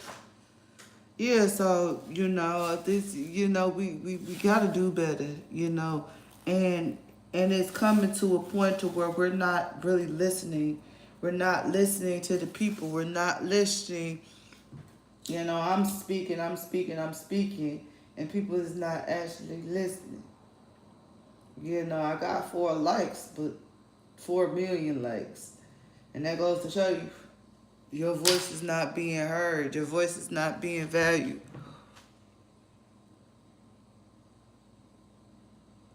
Your voice, your voice, your voice. Your voice.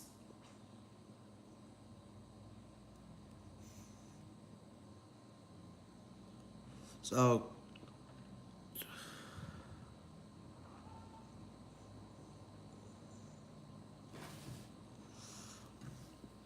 while we wait for that,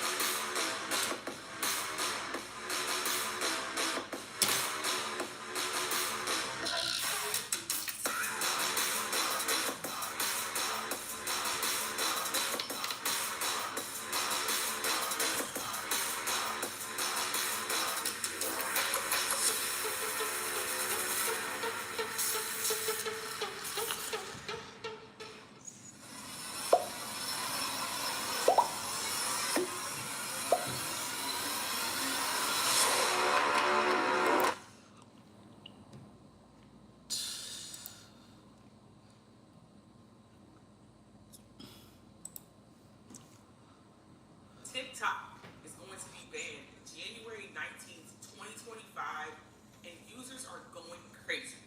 But no worries, Isaac Hayes III has created a platform that is mind-blowing, okay? It's called Fanbase, and it's super simple, super easy. It's allowing consumers to not only consume content, but actually be able to get paid for creating content.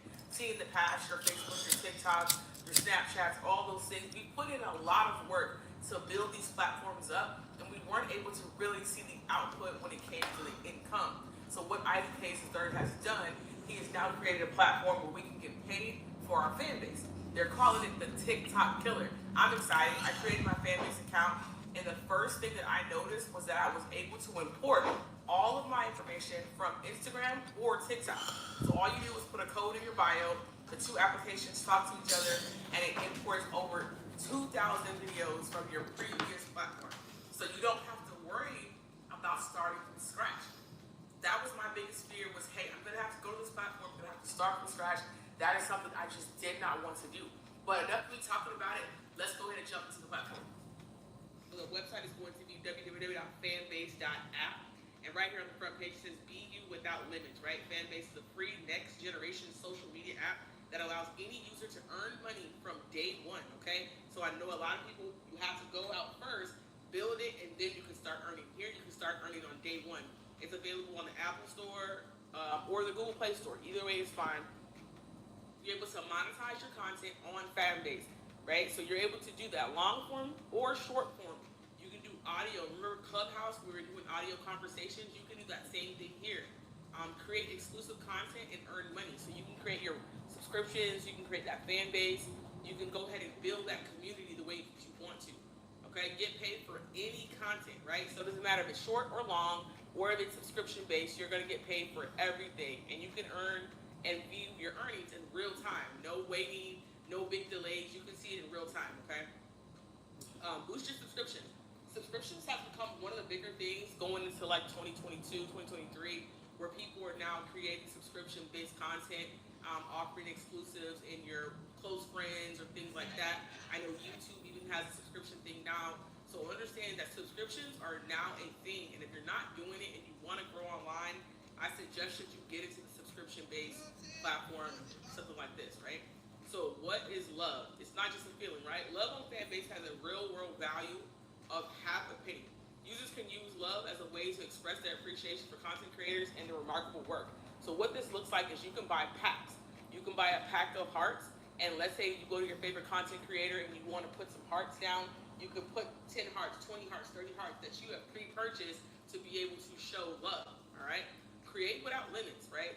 You can do this however, whatever that looks like. Isaac Hayes has really capitalized on allowing creators to create, okay?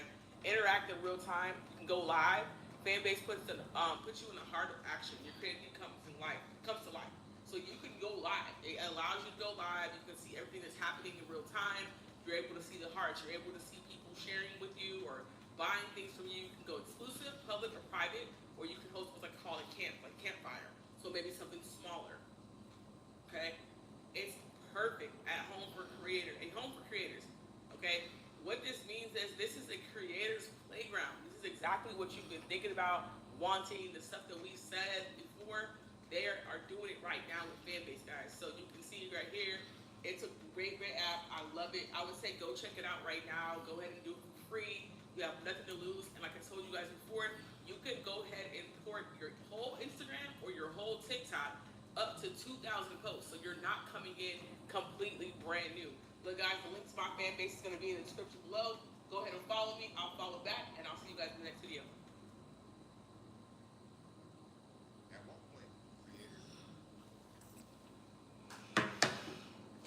Okay, what else? What else is important while we're waiting?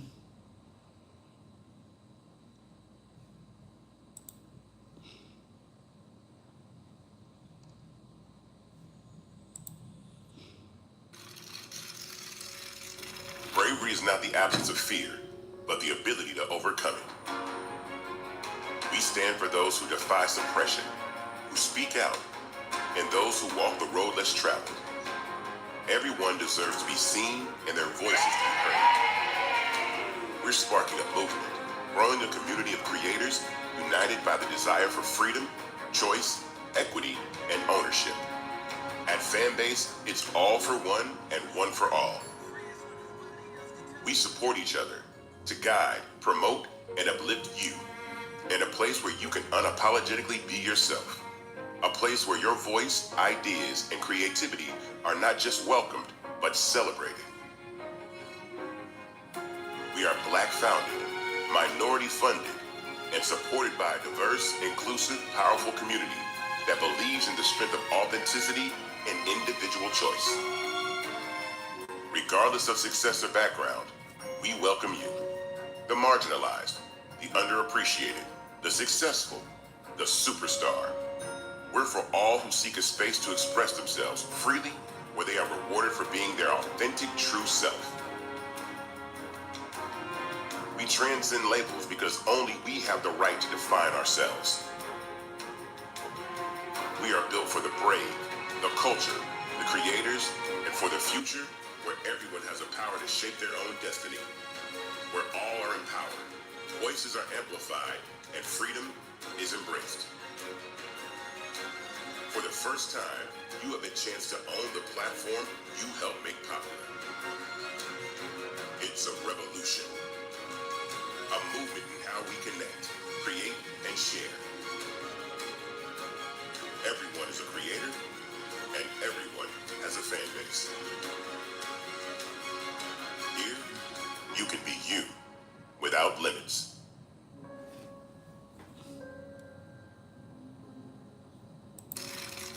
Bravery is not the absence of fear, but the ability to overcome it. We stand for those who defy suppression, who speak out, and those who walk the road less traveled. Everyone deserves to be seen and their voices to be heard. We're sparking a movement, growing a community of creators united by the desire for freedom, choice, equity, and ownership. At Fanbase, it's all for one and one for all. We support each other to guide, promote, and uplift you in a place where you can unapologetically be yourself. A place where your voice, ideas, and creativity are not just welcomed, but celebrated. We are Black founded, minority funded, and supported by a diverse, inclusive, powerful community that believes in the strength of authenticity and individual choice. Regardless of success or background, we welcome you, the marginalized, the underappreciated, the successful, the superstar. We're for all who seek a space to express themselves freely, where they are rewarded for being their authentic, true self. We transcend labels because only we have the right to define ourselves. We are built for the brave, the culture, the creators, and for the future where everyone has the power to shape their own destiny. Where all are empowered, voices are amplified, and freedom is embraced. For the first time, you have a chance to own the platform you helped make popular. It's a revolution. A movement in how we connect, create, and share. Everyone is a creator, and everyone has a fan base. Here, you can be you without limits. Bravery is not the absence of fear, but the ability to overcome it. We stand for those who defy suppression, who speak out, and those who walk the road less traveled. Everyone deserves to be seen and their voices to be heard. We're sparking a movement, growing a community of creators united by the desire for freedom, choice, equity, and ownership. At Fanbase, it's all for one and one for all. We support each other to guide, promote, and uplift you in a place where you can unapologetically be yourself. A place where your voice, ideas, and creativity are not just welcomed, but celebrated. We are Black founded, minority funded, and supported by a diverse, inclusive, powerful community that believes in the strength of authenticity and individual choice. Regardless of success or background, we welcome you, the marginalized, the underappreciated, the successful, the superstar. We're for all who seek a space to express themselves freely, where they are rewarded for being their authentic, true self. We transcend labels because only we have the right to define ourselves. We are built for the brave, the culture, the creators, and for the future where everyone has the power to shape their own destiny. Where all are empowered, voices are amplified, and freedom is embraced.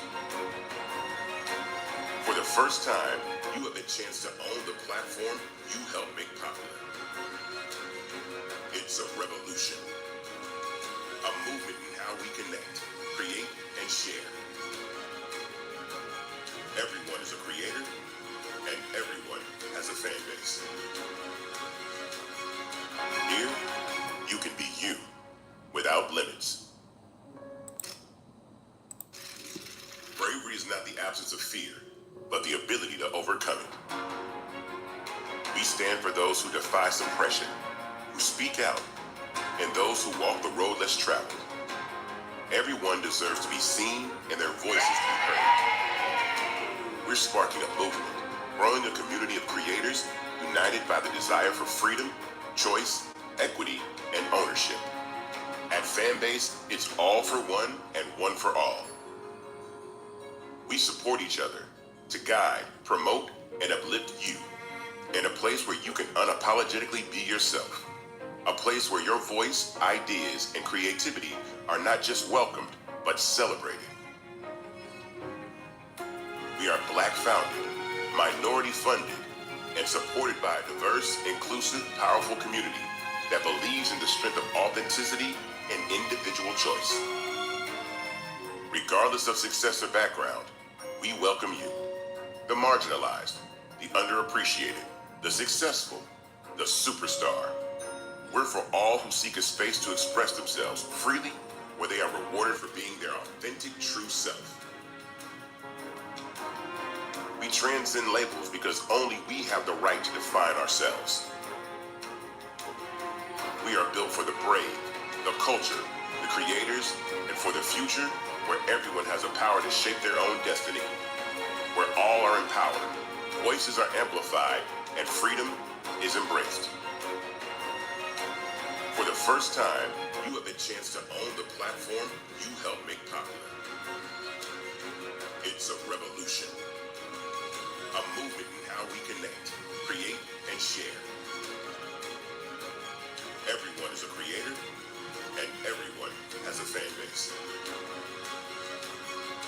Here, you can be you, without limits. Bravery is not the absence of fear, but the ability to overcome it. We stand for those who defy suppression, who speak out, and those who walk the road less traveled. Everyone deserves to be seen and their voices to be heard. We're sparking a movement, growing a community of creators united by the desire for freedom, choice, equity, and ownership. At Fanbase, it's all for one and one for all. We support each other to guide, promote, and uplift you in a place where you can unapologetically be yourself. A place where your voice, ideas, and creativity are not just welcomed, but celebrated. We are Black-founded, minority-funded, and supported by a diverse, inclusive, powerful community that believes in the strength of authenticity and individual choice.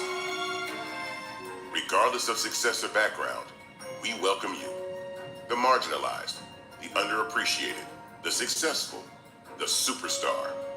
We're for all who seek a space to express themselves freely, where they are rewarded for being their authentic, true self. We transcend labels because only we have the right to define ourselves. We are built for the brave, the culture, the creators, and for the future where everyone has a power to shape their own destiny, where all are empowered, voices are amplified, and freedom is embraced. For the first time, you have a chance to own the platform you helped make popular. It's a revolution, a movement in how we connect, create, and share. Everyone is a creator, and everyone has a fan base. Here, you can be you. Bravery is not the absence of fear, but the ability to overcome it.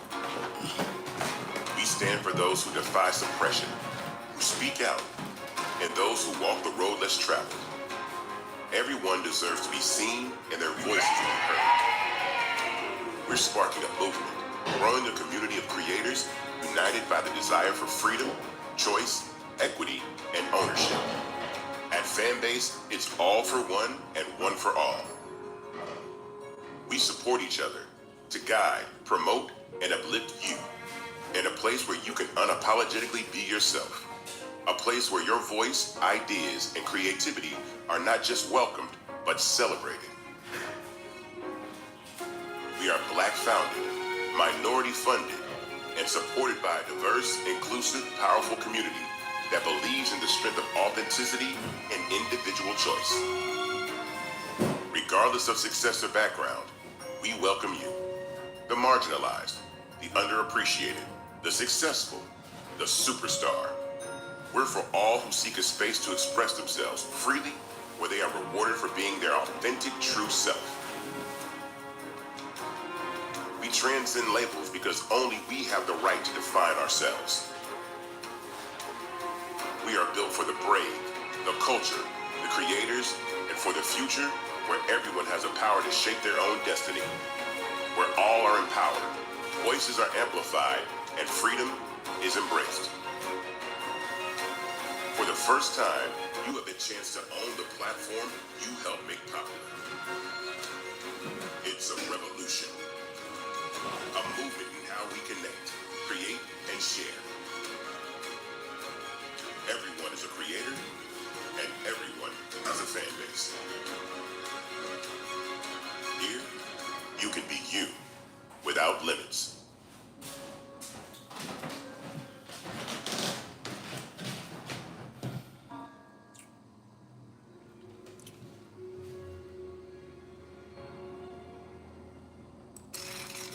Bravery is not the absence of fear, but the ability to overcome it. We stand for those who defy suppression, who speak out, and those who walk the road less traveled. Everyone deserves to be seen and their voices to be heard. We're sparking a movement, growing a community of creators united by the desire for freedom, choice, equity, and ownership. At Fanbase, it's all for one and one for all. We support each other to guide, promote, and uplift you in a place where you can unapologetically be yourself. A place where your voice, ideas, and creativity are not just welcomed, but celebrated. We are Black-founded, minority-funded, and supported by a diverse, inclusive, powerful community that believes in the strength of authenticity and individual choice. Regardless of success or background, we welcome you. The marginalized, the underappreciated, the successful, the superstar. We're for all who seek a space to express themselves freely, where they are rewarded for being their authentic, true self. We transcend labels because only we have the right to define ourselves. We are built for the brave, the culture, the creators, and for the future, where everyone has the power to shape their own destiny. Where all are empowered, voices are amplified, and freedom is embraced. For the first time, you have a chance to own the platform you helped make popular. It's a revolution. A movement in how we connect, create, and share. Everyone is a creator, and everyone has a fan base. Here, you can be you, without limits. Let's go, let's go, let's go, let's go. It's freedom. It's freedom. It's freedom. It's freedom. It's freedom. It's freedom. It's freedom. It's freedom. It's freedom. Free is not the absence of fear, but the ability to overcome it. We stand for those who defy suppression, who speak out, and those who walk the road less traveled. Everyone deserves to be seen and their voices to be heard. We're sparking a movement, growing a community of creators united by the desire for freedom, choice, equity, and ownership. At Fanbase, it's all for one and one for all. We support each other to guide, promote, and uplift you in a place where you can unapologetically be yourself. A place where your voice, ideas, and creativity are not just welcomed, but celebrated. We are Black-founded, minority-funded, and supported by a diverse, inclusive, powerful community that believes in the strength of authenticity and individual choice.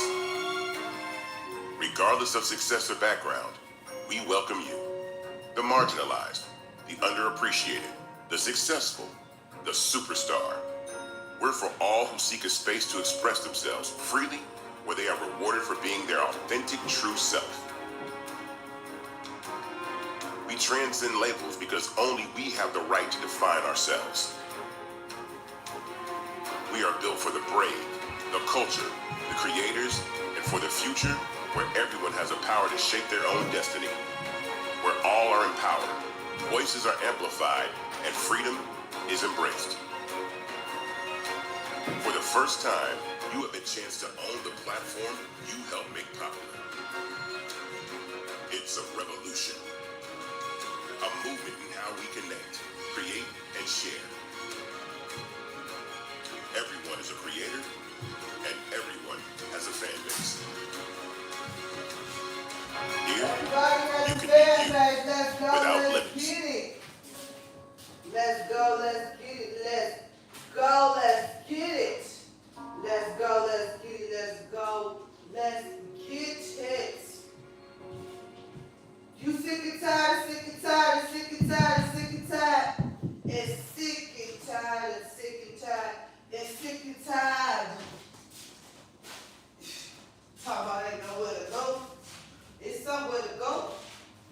It's somewhere to go. Ooh.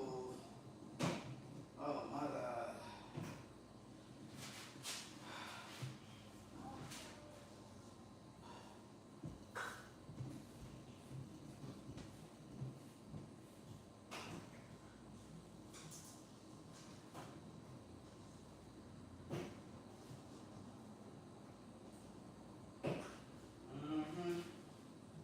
Sick and tired, sick and tired, sick and tired. Sick and tired, sick and tired. Sick and tired, sick and tired. Okay. Yeah, you sick and tired. You're sick and tired, and you're sick and tired, and you're sick and tired. You're sick and tired, and you're sick and tired, and you're sick and tired. But what are you gonna do about it? You're gonna whine and complain and complain and whine and complain. But yet you do not make a move. You do not make a move. You do not make a move towards change. Change is the answer. We have the answer to change. What are you willing to sacrifice? What is comfortable for what's right? Where were you? Where were you on this side of history? Where were you? Where were you? Where were you? Where were you? Where were you? Huh? Where were you? Today is September. Where were you? Where were you? Where were you? Where were you? Where were you? Where were you? Where were you in the change of history? Where were you? Where were you? Let's go, let's get it. Where were you? Where were you? Bravery is not the absence of fear, I don't but want the to ability hear to it. overcome it. We stand for those who defy suppression, who speak out, and those who walk the road less traveled. Everyone deserves to be seen and their voices to be heard. We're sparking a movement, growing a community of creators united by the desire for freedom, choice, equity, and ownership. At Fanbase, it's all for one and one for all. We support each other to guide, promote, and uplift you in a place where you can unapologetically be yourself. A place where your voice, ideas, and creativity are not just welcomed, but celebrated. We are Black-founded, minority-funded, and supported by a diverse, inclusive, powerful community that believes in the strength of authenticity and individual choice. Regardless of success or background, we welcome you. The marginalized, the underappreciated, the successful, the superstar. We're for all who seek a space to express themselves freely, where they are rewarded for being their authentic, true self. We transcend labels because only we have the right to define ourselves. We are built for the brave, the culture, the creators, and for the future where everyone has the power to shape their own destiny. Where all are empowered, voices are amplified, and freedom is embraced. For the first time, you have the chance to own the platform you helped make popular. It's a revolution, a movement in how we connect, create, and share.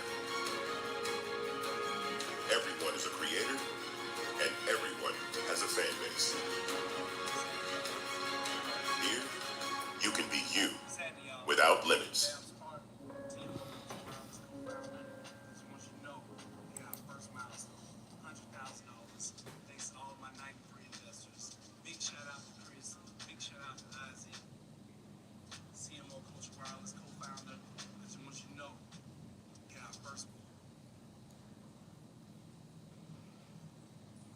Where were you?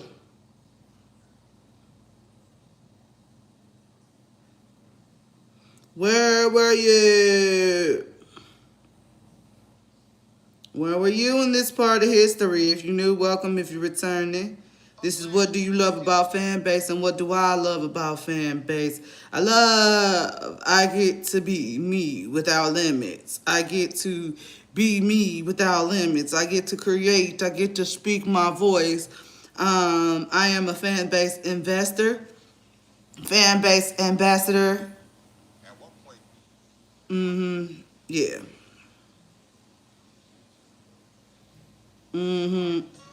Yeah.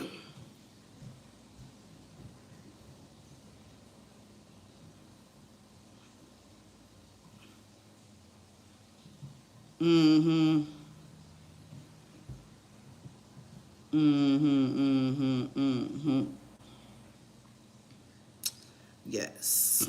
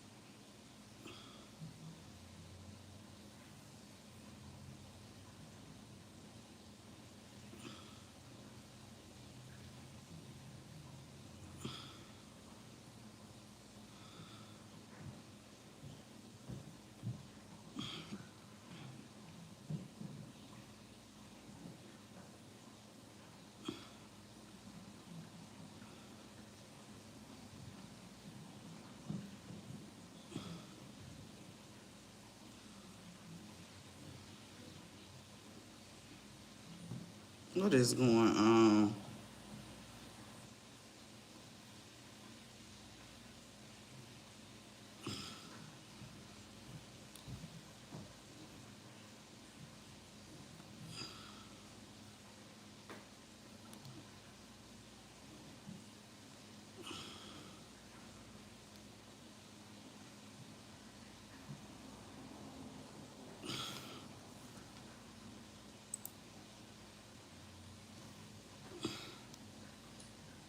I hear you, Adrina. Welcome to my life.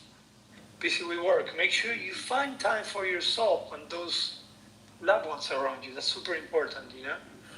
Someone that is super passionate about what I do, about what we do, that you always have to find time for yourself and those around you. That will allow you to really kill it at work, so. All right. Welcome. I see others joining. So we're gonna start in about 1 minute. Hope everyone's having a fantastic week. I am here in the Fanbase office, in the ATL office. Always busy days, but we're getting a lot of stuff done. There's some exciting things coming up in the next couple months that you'll hear soon. So we're doing a lot of work, a lot of great work in here. All right. Hey, Toyera, how are you? Doing great. Doing good. Trying to change the world 1 minute at a time. All right, well, let's get started. I know there's going to be other folks that are going to be joining us. I want to be very sensitive of your time. I know it's 5 p.m. on Thursday. It's almost the weekend. We can feel it. We can taste it. But I wanted to be here as usual. Welcome. If you don't know who I am, my name is Rama. I'm Fanbase's CTO. And I have the pleasure and the honor of working with the development team to try to improve this product that we're in and really bring value to our creators and our users. Right? We really mean it, and we'll talk a little bit about that. I do this every Thursday at 5 p.m. Eastern Time, and my intention is to continue giving you visibility of all the progress that we make, the good and the not so good, and also open up a space where we can talk. I can hear your feedback, I can hear your questions, and we can have a conversation. At the end of the day, we're all about you, and we really mean it. And if we're not in touch with you and we're not talking to you, then we're missing things here, okay? So with that said, let's get started. Usually how I structure these audio rooms is I start talking a little bit about what we're working on. If we do have a release, we'll talk about releases as well. And then I go into some of the product roadmap, what's coming up within the next 3 to 6 months. And in between, if you have any questions for me, any feedback, please put it on the chat. Today, I might bring some of you up here if you want to talk to me. But again, please, if you have any questions, write it down and we'll go through everything today, okay? All right, with that said, let's get started. Our development cycles are 2-week cycles. We call those sprints, okay? So we are right now on sprint 127, okay? Time goes fast. We just went through a very, very large release.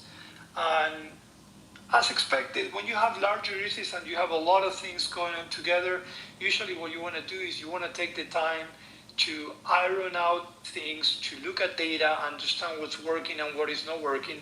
And that's exactly where we are today. So our large release was version 4.12, okay? A lot of you should be at least at 4.12, okay?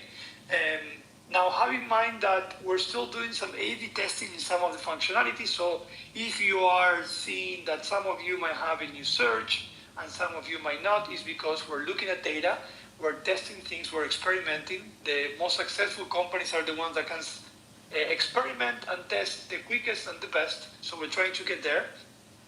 But very soon, hopefully next week, we'll be able to take a final direction and you'll be able to see everything the same, okay? So 4.12 was the large release. Just to remind you what we brought, we have a brand new redesign of the entire experience, really. The upper navigation bar, the lower navigation bar, the way you create content, we moved the plus button to the right-hand side. We also improved the search functionality so you can connect quicker and better with the rest of the community. And we also are changing the way you're searching for content, okay? There's other small things that we brought. For those that are audio super users, you probably noticed that we revamped the entire what we call audio bar. So if you minimize the audio right now, you're gonna see that that has been redefined. It also brought some new UI, such as being able to mute the room so you can listen to other videos within the Fanbase app and so on. So a lot of really good stuff that we are still ironing out. We're looking at data, understanding what works, what doesn't work, but we're excited about that. I think that's a big step for us towards the rest of the things that we're working on, which I'm going to start sharing with you shortly. Okay. We did have several other releases outside of 4.12. We had 4.13. We are going to have 4.14. Those are, some of them are some hot fixes, are some bug fixing. But again, we're ironing out things. So you will see more than usual releases. What I can always tell you is that the best way for you to make sure you're on the latest and greatest is go to the App Store or the Google Play Store, make sure you pull a refresh, and make sure you update and you download the latest version of Fanbase, okay? But after this sprint, which is sprint 127, we're gonna go back to normalization, which is one release every 2 weeks, and you'll be able to keep up with everything. I know it can be confusing at times, but sometimes we gotta work quick and put things out quickly, and that can confuse things, all right? So let's talk a little bit about what we're working on right now on this sprint. Every time I mention what are we working on, I want you to know that doesn't mean that all of this is being developed. We work in an agile methodology, right? Which means that while a subset of the team is working on something, another subset is doing something else. So I'm going to give you some examples.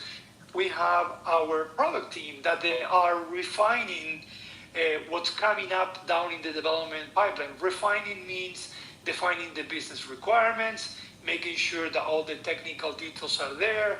We document everything, and we try to be very formal when we do that kind of work, because we're big believers that if you do the right work at the forefront of development, developing, coding itself, again, not to minimize what our developers do because they do an amazing job, but if you do the right things and you try to cover 90% of all the scenarios when you're defining the functionality, then you get better output, quicker output, more quality, and that's what we focus on. So while the product team is refining something, the development team is developing, and the UX UI team is prototyping, and the QA team is testing, right? So we can move in a quick way. We're working in agile methodology. So I'm about to share with you everything that we're working on, but I don't want you to think that all of this is coming in a release. I will tell you what might be a potential for a release. But again, we try to get as much done as possible, and obviously we want to do it in the best way possible as well. Okay? So first things first, I want to say that we're continuing working on dark mode. Okay, so be excited about that. The team is continuing.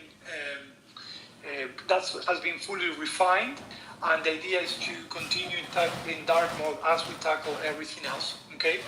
Bug fixing is something that's going to be part of every single release. As we see issues and as we prioritize those issues, we are also including those in the sprint and in the release as well. Okay.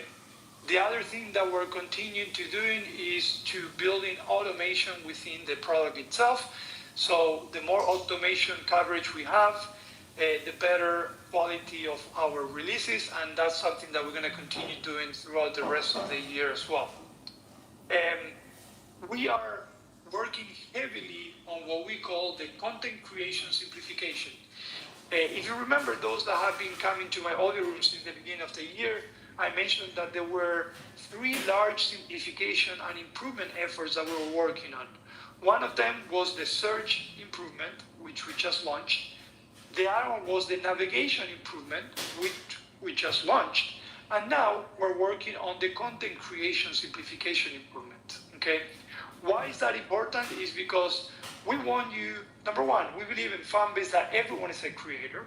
Okay, so even if you're here and you think, you know what, I'm just here for fun, I don't want to create any content, when you add comments in the chat, when you post content, even if it's content about yourself, your family, you are a content creator. So what we're trying to do is to make content creation in Fanbase fun and simple to do. And as such, we are going to be revamping significantly the way you create content in a way where if you don't know what Flix is, if you don't know what Fanbase Plus is, it doesn't matter really. You're creating content and we want you to have fun and we want you to make that simple because that's how you build community as well, creating content, right? So the content simplification work that we're doing right now is super important and it's going to tie with all the other simplifications that we've done, the UI navigation, the search, and so on. So that's a big one. In fact, most of our development squads are focusing on that, and that's being developed right now, okay? We're also, this is a big one, I can't even say how big this is. We are revamping and we're bringing a brand new version of our algorithm. It can get very, very technical, but all I can say is that we are finally, thanks to all the investment that our amazing investors have been able to put in Fanbase, we are able to have a team fully focused on the algorithm because the way we're building it is truly differentiated and it's really going to be able to drive content visibility, community building. For us, one of the exciting things that we have in Fanbase is that we don't have to worry about, or we don't work to grab a piece of content and tie it next to an advertising so then we can make money, right? That's how traditional social media platforms work. They try to build algorithms around, hey, let's put it right next to this brand so this brand pays us and then we make money. No, we're actually about how can we bring the most relevant eyes to a piece of content, and relevance is a key term here because at the end of the day, could platforms bring millions of views to a piece of content? Yes, but if at the end of the day, that brings you just views, but no actual value, what's the point, right? And here in Fanbase, we're big believers that views are great, of course, but if those views translate into actual money, that's the real value here, right? So the way we're building the algorithm, it's all around that, and we're working on that, and we're hoping to have that ready at the beginning of October for you guys to start enjoying, giving us feedback, and of course, just like we do bug fixing and everything else, algorithm is an evergreen improvement functionality, but this time it's a big one, and we built it differently. So I'm excited about that one. Hopefully, I'll be able to share more as we get closer to that release. The other thing that we are working, and it's probably one of the ones that is going to come next, is what I call the refactor of notifications, okay? We do have a notification system in Fanbase that is working, but as a Fanbase itself, we're always trying to think, okay, how can we give more value or how can we drive more visibility to our creators through notifications? So the notifications refactor is important because it's not only important how relevant is the notification, what it says, but it's also how quickly the notification gets to the right people as well. And we decided to refactor the entire notification system to bring a more robust. That will also bring some UI changes. So before we go live, we're going to do a watch party. I'm going to share my screen and I'm going to share with you what are those UI improvements, because you will be able to not only get notifications that you want, but also at the right time, and you'll be able to have them accessible at all times in a notification tray as well. So I'm excited about that because notifications is a big part of engagement, and I think we're finally able to get that right, and I can't wait for you guys to check it out. So if you're an audio creator or if you're a live stream creator, you're gonna be excited about this because sometimes a few seconds of what you're saying or what you're showing matters. And if you get 100 followers and you want your 100 followers to be able to join your live in the first 30 seconds of the live, notifications matter. Other platforms, what they do is you might have 100,000 followers, but when you go live, it doesn't go to the 100,000 followers. You don't get your 100,000 followers the chance to be able to go into the live stream, and that's what we want to change in here, and that's why I'm excited about notifications as well. Okay, let's go through a few more that we're working on this current sprint, and then I'll take a break and see if you guys have any questions or feedback.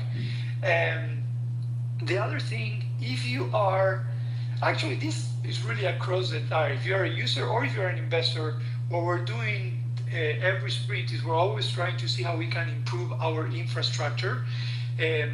Thanks to the investment as well, we were able to grow our DevOps team, and we have in-house DevOps, which is great, especially because everything that we're building, a lot of the things that we're building really requires flexibility at the infrastructure level. So things that we do in our sprint is also make sure that we're improving our infrastructure for you to have better performance throughout your experience, but also to reduce costs. A lot of times, we don't talk enough how important it is to make sure that you drive cost down and efficiency, because at the end of the day, that also allows us to do more on the development side. So that's also part of this sprint. So as you can see, there's a lot of stuff going on.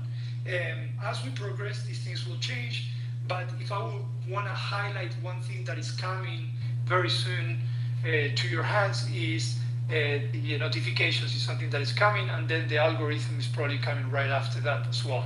And between now and end of the year, there's going to be many other things that we'll be working on.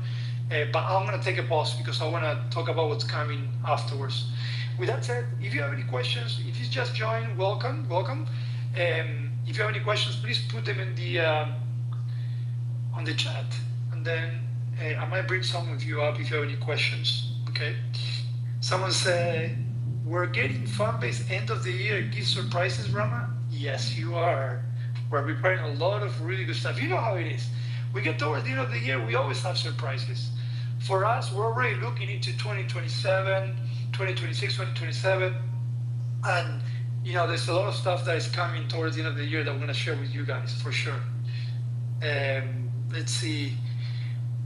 Baba, you work for me, and I've seen a lot of watch parties. If it's not working for you, just make sure that you check your phone. I always use this opportunity to remind everyone that it always helps if you want to bring any issues that you might have with the platform here. But the best and only way we can help you with your issue is if you shake your phone. If you shake your phone, you'll be able to report that. That creates a ticket.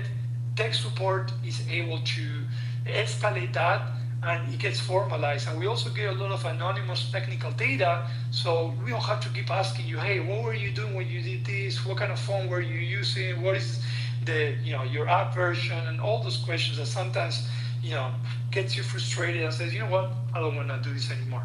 So shake your phone, so you can let us know what issue you might have, and I can guarantee you that nothing slips through the cracks. Some things might take longer than we all would like to get resolved, but we're looking at absolutely everything, so please do that.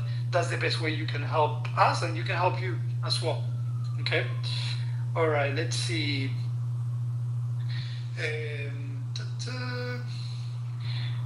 I'm seeing tech support. Okay, thanks, guys. I always love the tech support here.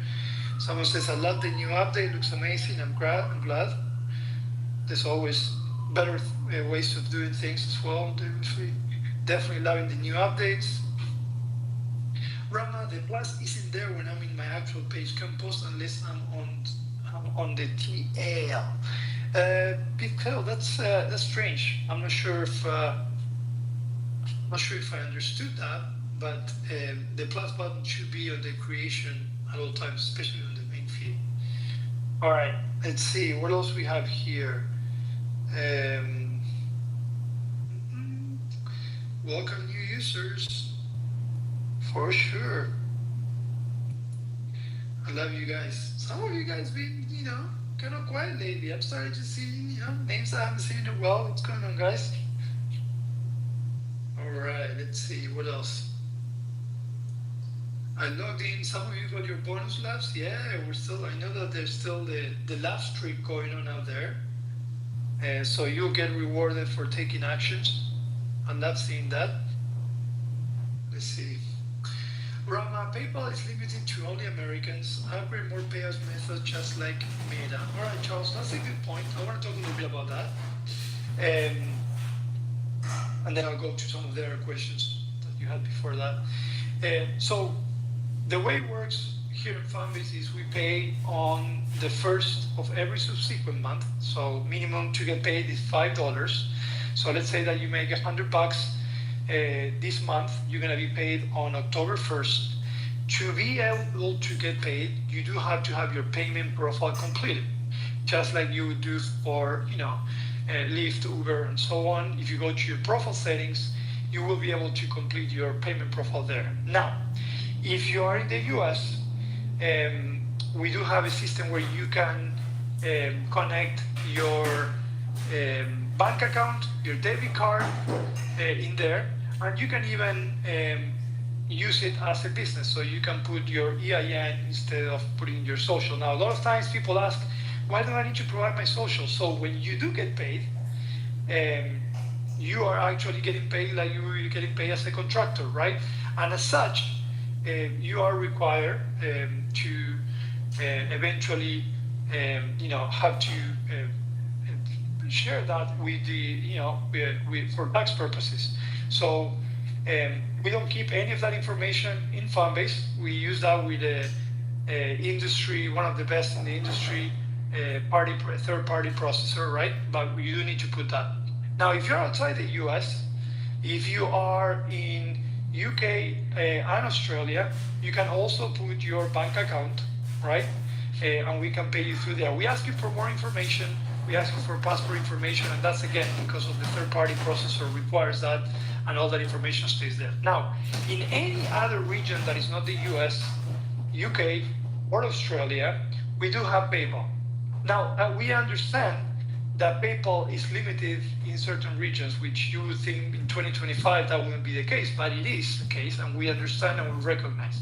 One thing that I'll always say, and tech support is here as well, is that if you reach your minimum and you are in a region that doesn't support any of the methods that I just mentioned, including PayPal, please reach out and share what payment methods are available in your region. What I don't want it to happen is the fact that we don't have or we don't support that payment method, you're not getting paid. We want you to get paid. Getting paid is the essence of being part of Fanbase, because you're getting paid for your content. And I don't want just a limitation like that to stop that, okay? So will we be able to automate and add those in the future? For sure. But because we're still a small team and we're prioritizing other things that we think are as important, we're not able to get to that quite yet. But we do have that in mind. All I ask you from your side is that if none of that is available, please let tech support know, and we'll figure out a way, one way or the other, okay? All right. Let's see, I'm gonna see some of the questions. Question, where are you with the branded marketing rooms campaign? Is someone submit a proposal? What is the response turnaround time? Thanks.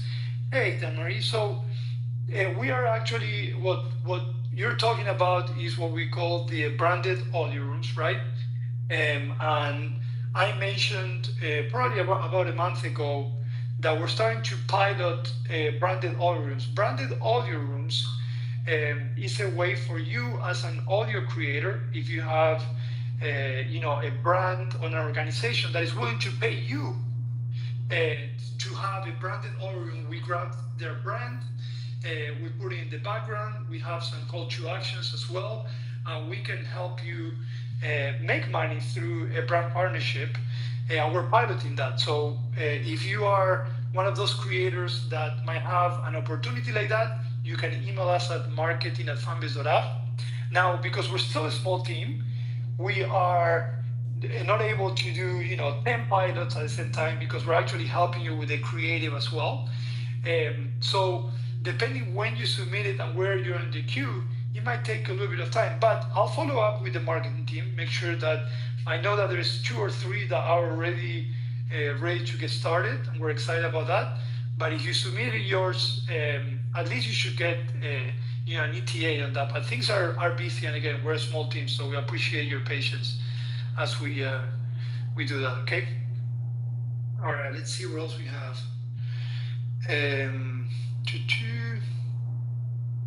Sorry, I'm going through here, make sure I don't miss anything. So then, Maria, I don't have the right turnaround time, but definitely I can tell you that it doesn't get ignored. So if you feel like it's been quite some time, just please email back again and I'll follow up with the team. All right. Oh, I see Joyce got hers. Love it. That's awesome. Oh, you just sent yours. Okay, yeah. Be patient. All right, let's see what else we have going on. Let me see. Richard, first time in the platform, but I'm loving it. I love that. You know what? If it's your first time, I'm gonna give you some love, so you can see the power of love in Fanbase. So you can see how you can make money just by making a comment. For sure. Oh, everyone's giving love to Richard. I love it. Okay, let's see. I'm missing.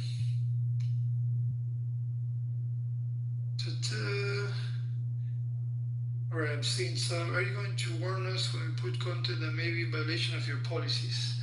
So, obviously, as part of building a community, it's important to keep the community healthy and safe. And at the same time, we take pride in, welcoming every voice. And so we also want to make sure that everyone feels that they can, speak up and share what they want to share. So the way we do moderation in Fanbase is we're trying to obviously mix the best of every world, because I'm not a big believer that fully automating moderation is the right way. In fact, a lot of platforms out there, they do most fully moderation, and that's why they have problems with content being banned when it shouldn't be banned, and users getting banned, right? So to us, it's a combination of having the right platform, which we did bring the right platform earlier this year, a moderation system that is very robust and enterprise. Also a combination of having a moderation team. For us, it's still a very small team. In fact, that way it's being shared with tech support as well. But as we grow and as we close the race, we're going to continue investing in that. But also, what I call the crowdsource, which means a lot of times we get our community reporting, and obviously we review it and we take action and so on. So to answer your question, I want to give everyone the background. The idea is to, it depends on the type of content that you get. A lot of times a warning does not necessarily means that you're going to be able to keep the community safe. So it really depends on the type of content that you have. But we're trying to be, different than the rest, and we're trying to, be true to what we say we are, every voice, and that requires refining and looking at our terms of services every day, every week, and we're in the process of doing that. But again, it depends on the type of content that's being put out there. Let's see. We do have strikes, but again, if there's a piece of content that is directly violates the terms of services, a warn is just a 1 second too late. What about posting longer flicks longer than 1 minute? So you can actually post flicks up to 2 minutes, right? But we know that it would be nice to have more than 2 minutes. So right after we launch the content creation simplification, we are going to be looking at the length of content, including flicks, okay? So we talked about it. Just like every decision, sometimes it's not as simple as flipping a switch and say, oh, it's now 3 minutes. There's a lot of technical considerations, but we do have that in the radar. We're just waiting for the content simplification to be done as well, okay? Another question. Let me see. What about the blockchain? Let me tell you, I'm a nerd about the blockchain and the core concept of the blockchain. I always like to, separate, the concept of crypto and blockchain. Every time someone talks about blockchain, everyone thinks that it's crypto. And to me, the concept of decentralization is a super, super powerful concept. And we talked about it in Fanbase. It really, matches what Fanbase stands for, right? We decentralize, a lot of things, by giving, by allowing creators to make money from content, right? And I would love to be able to also bring that type of technology throughout the platform. So we don't discard that in the future, but probably will be in another phase than the one that we're now. All right, let's see. I want to see if there's any other questions. If not, I want to start talking a little bit about what else is coming up down the roadmap, and then we'll open up for more questions later on. All right. So first things first, as we continue growing and as we're seeing users organically coming into Fanbase, it's super exciting. Because every day we have a lot of users that come in. We are, as part of the latest release, we also improve our onboarding. So if you are a new user that just came into Fanbase within the last week, not only you're seeing a new Fanbase, but also you're seeing a new onboarding, okay? Why I'm bringing this is because one of our core focuses right now is really working on the first experience, okay? Retention, just like it is for every social media platform out there, is a challenge that we're working day in, day out. And as part of the retention strategy, we're working into first experiences. So we are looking at data, we're listening to feedback, and I want to spend some time talking about that, because when I bring this and when I talk about giving visibility or being transparent, I also want you to understand how we approach things. We're not just showing up in the office every day and says, hey, you know what? I feel today we gotta work on Flix because it's cool. Or I feel like we should do this because it will be really cool, or because this one user asked for it, right? We gotta think bigger than that, and we gotta have vision, but at the same time, we gotta be very empirical, and we gotta look at data, and we gotta listen to the users' feedback, right?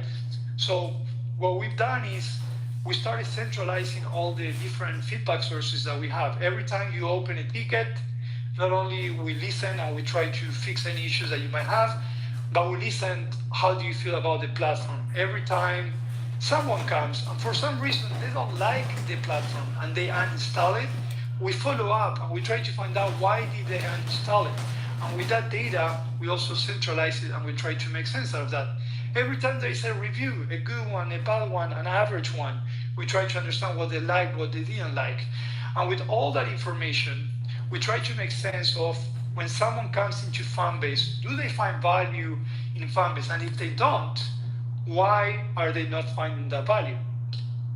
So with all of that said, we are starting to work, and we're going to be bringing some, experiments, functionality within the first experience of users. If you're an existing user, this is important to you, because at the end of the day, as you build community, you want new users that come to stay and to find you if they find your content and what you do relevant to their interests, right?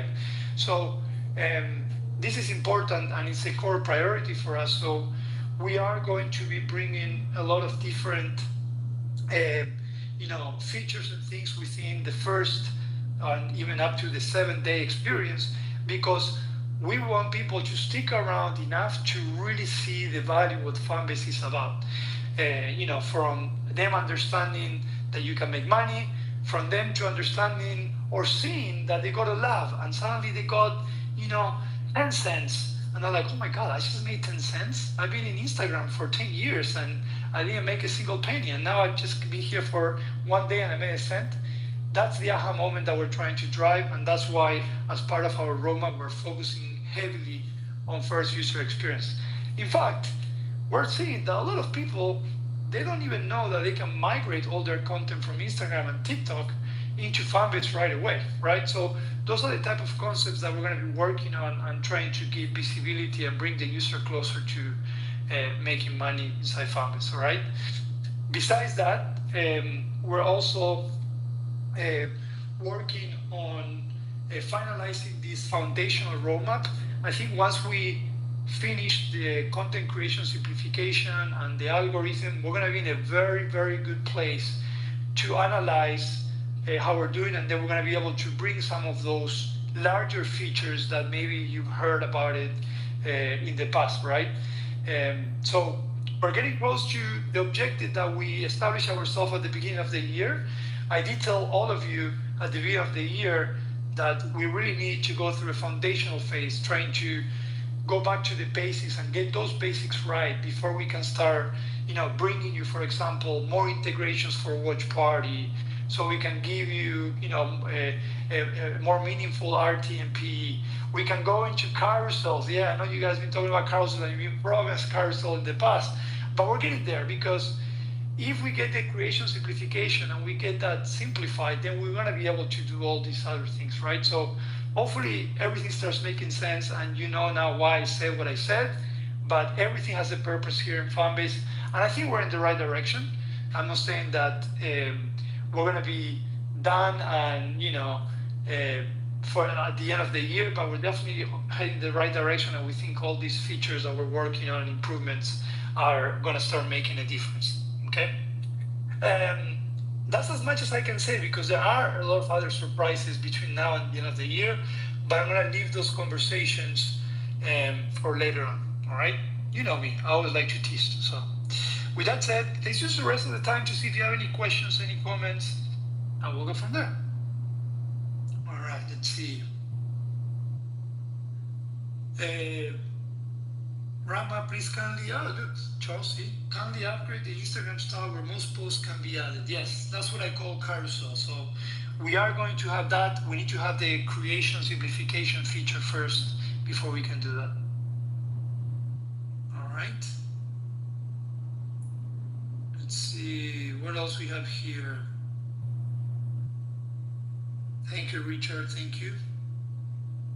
All right, well, I don't see many questions here, guys. We're also working, so outside of the product, we're working on some new audio rooms that we're going to start. I know a lot of you have been asking for the marketing team to come back, but I did tell you that we're going to start that again, but in a different way, so we can truly give or create meaningful creator conversations rather than just show up. Here we are, the marketing team. So there's a lot of initiatives outside of product that are going to start happening that I'm excited about. And there's also going to be some events that will happen within the couple months too, that I'll bring them over when they're ready. Okay. All right. With that said, if there's no other questions or comments, that's all I have for you today. I'm hoping next week I'll have more updates after all these releases, and then maybe I'll have a guest. I always like to bring guests so we can talk tech and give you visibility of what else is going on. Okay. If you didn't know, every Tuesday at 5 p.m. We are launching our Invested podcast, where Isaac, Noah, who's part of the marketing team, always brings subject matter experts or guests to talk about the concept of ownership and really everything that is going on. I mean, do you guys realize how much stuff is going on out there? It's getting crazy, right? So our idea with Invested is to bring that all at the forefront, and how it connects to Fanbase, and how investing in Fanbase can also make a difference. So if you didn't know, we're still raising the $17 million. We're past the $13 million, which is amazing. But if you want to invest, you can go to startengine.com/fanbase, and you can also be part of this journey with us. All right. With that said, I hope you guys have an amazing rest of the day and the week. I'll be here again next Thursday at 5 p.m. Don't feel like this is your only place where you can voice yourself, shake your phone, Share what you want to share. We're always listening on the other side. And if you want to wait until next Thursday, I'll be here and we can talk. All right. Thank you so much, guys. Hope you have an amazing rest of the week, and I appreciate you. Thank you.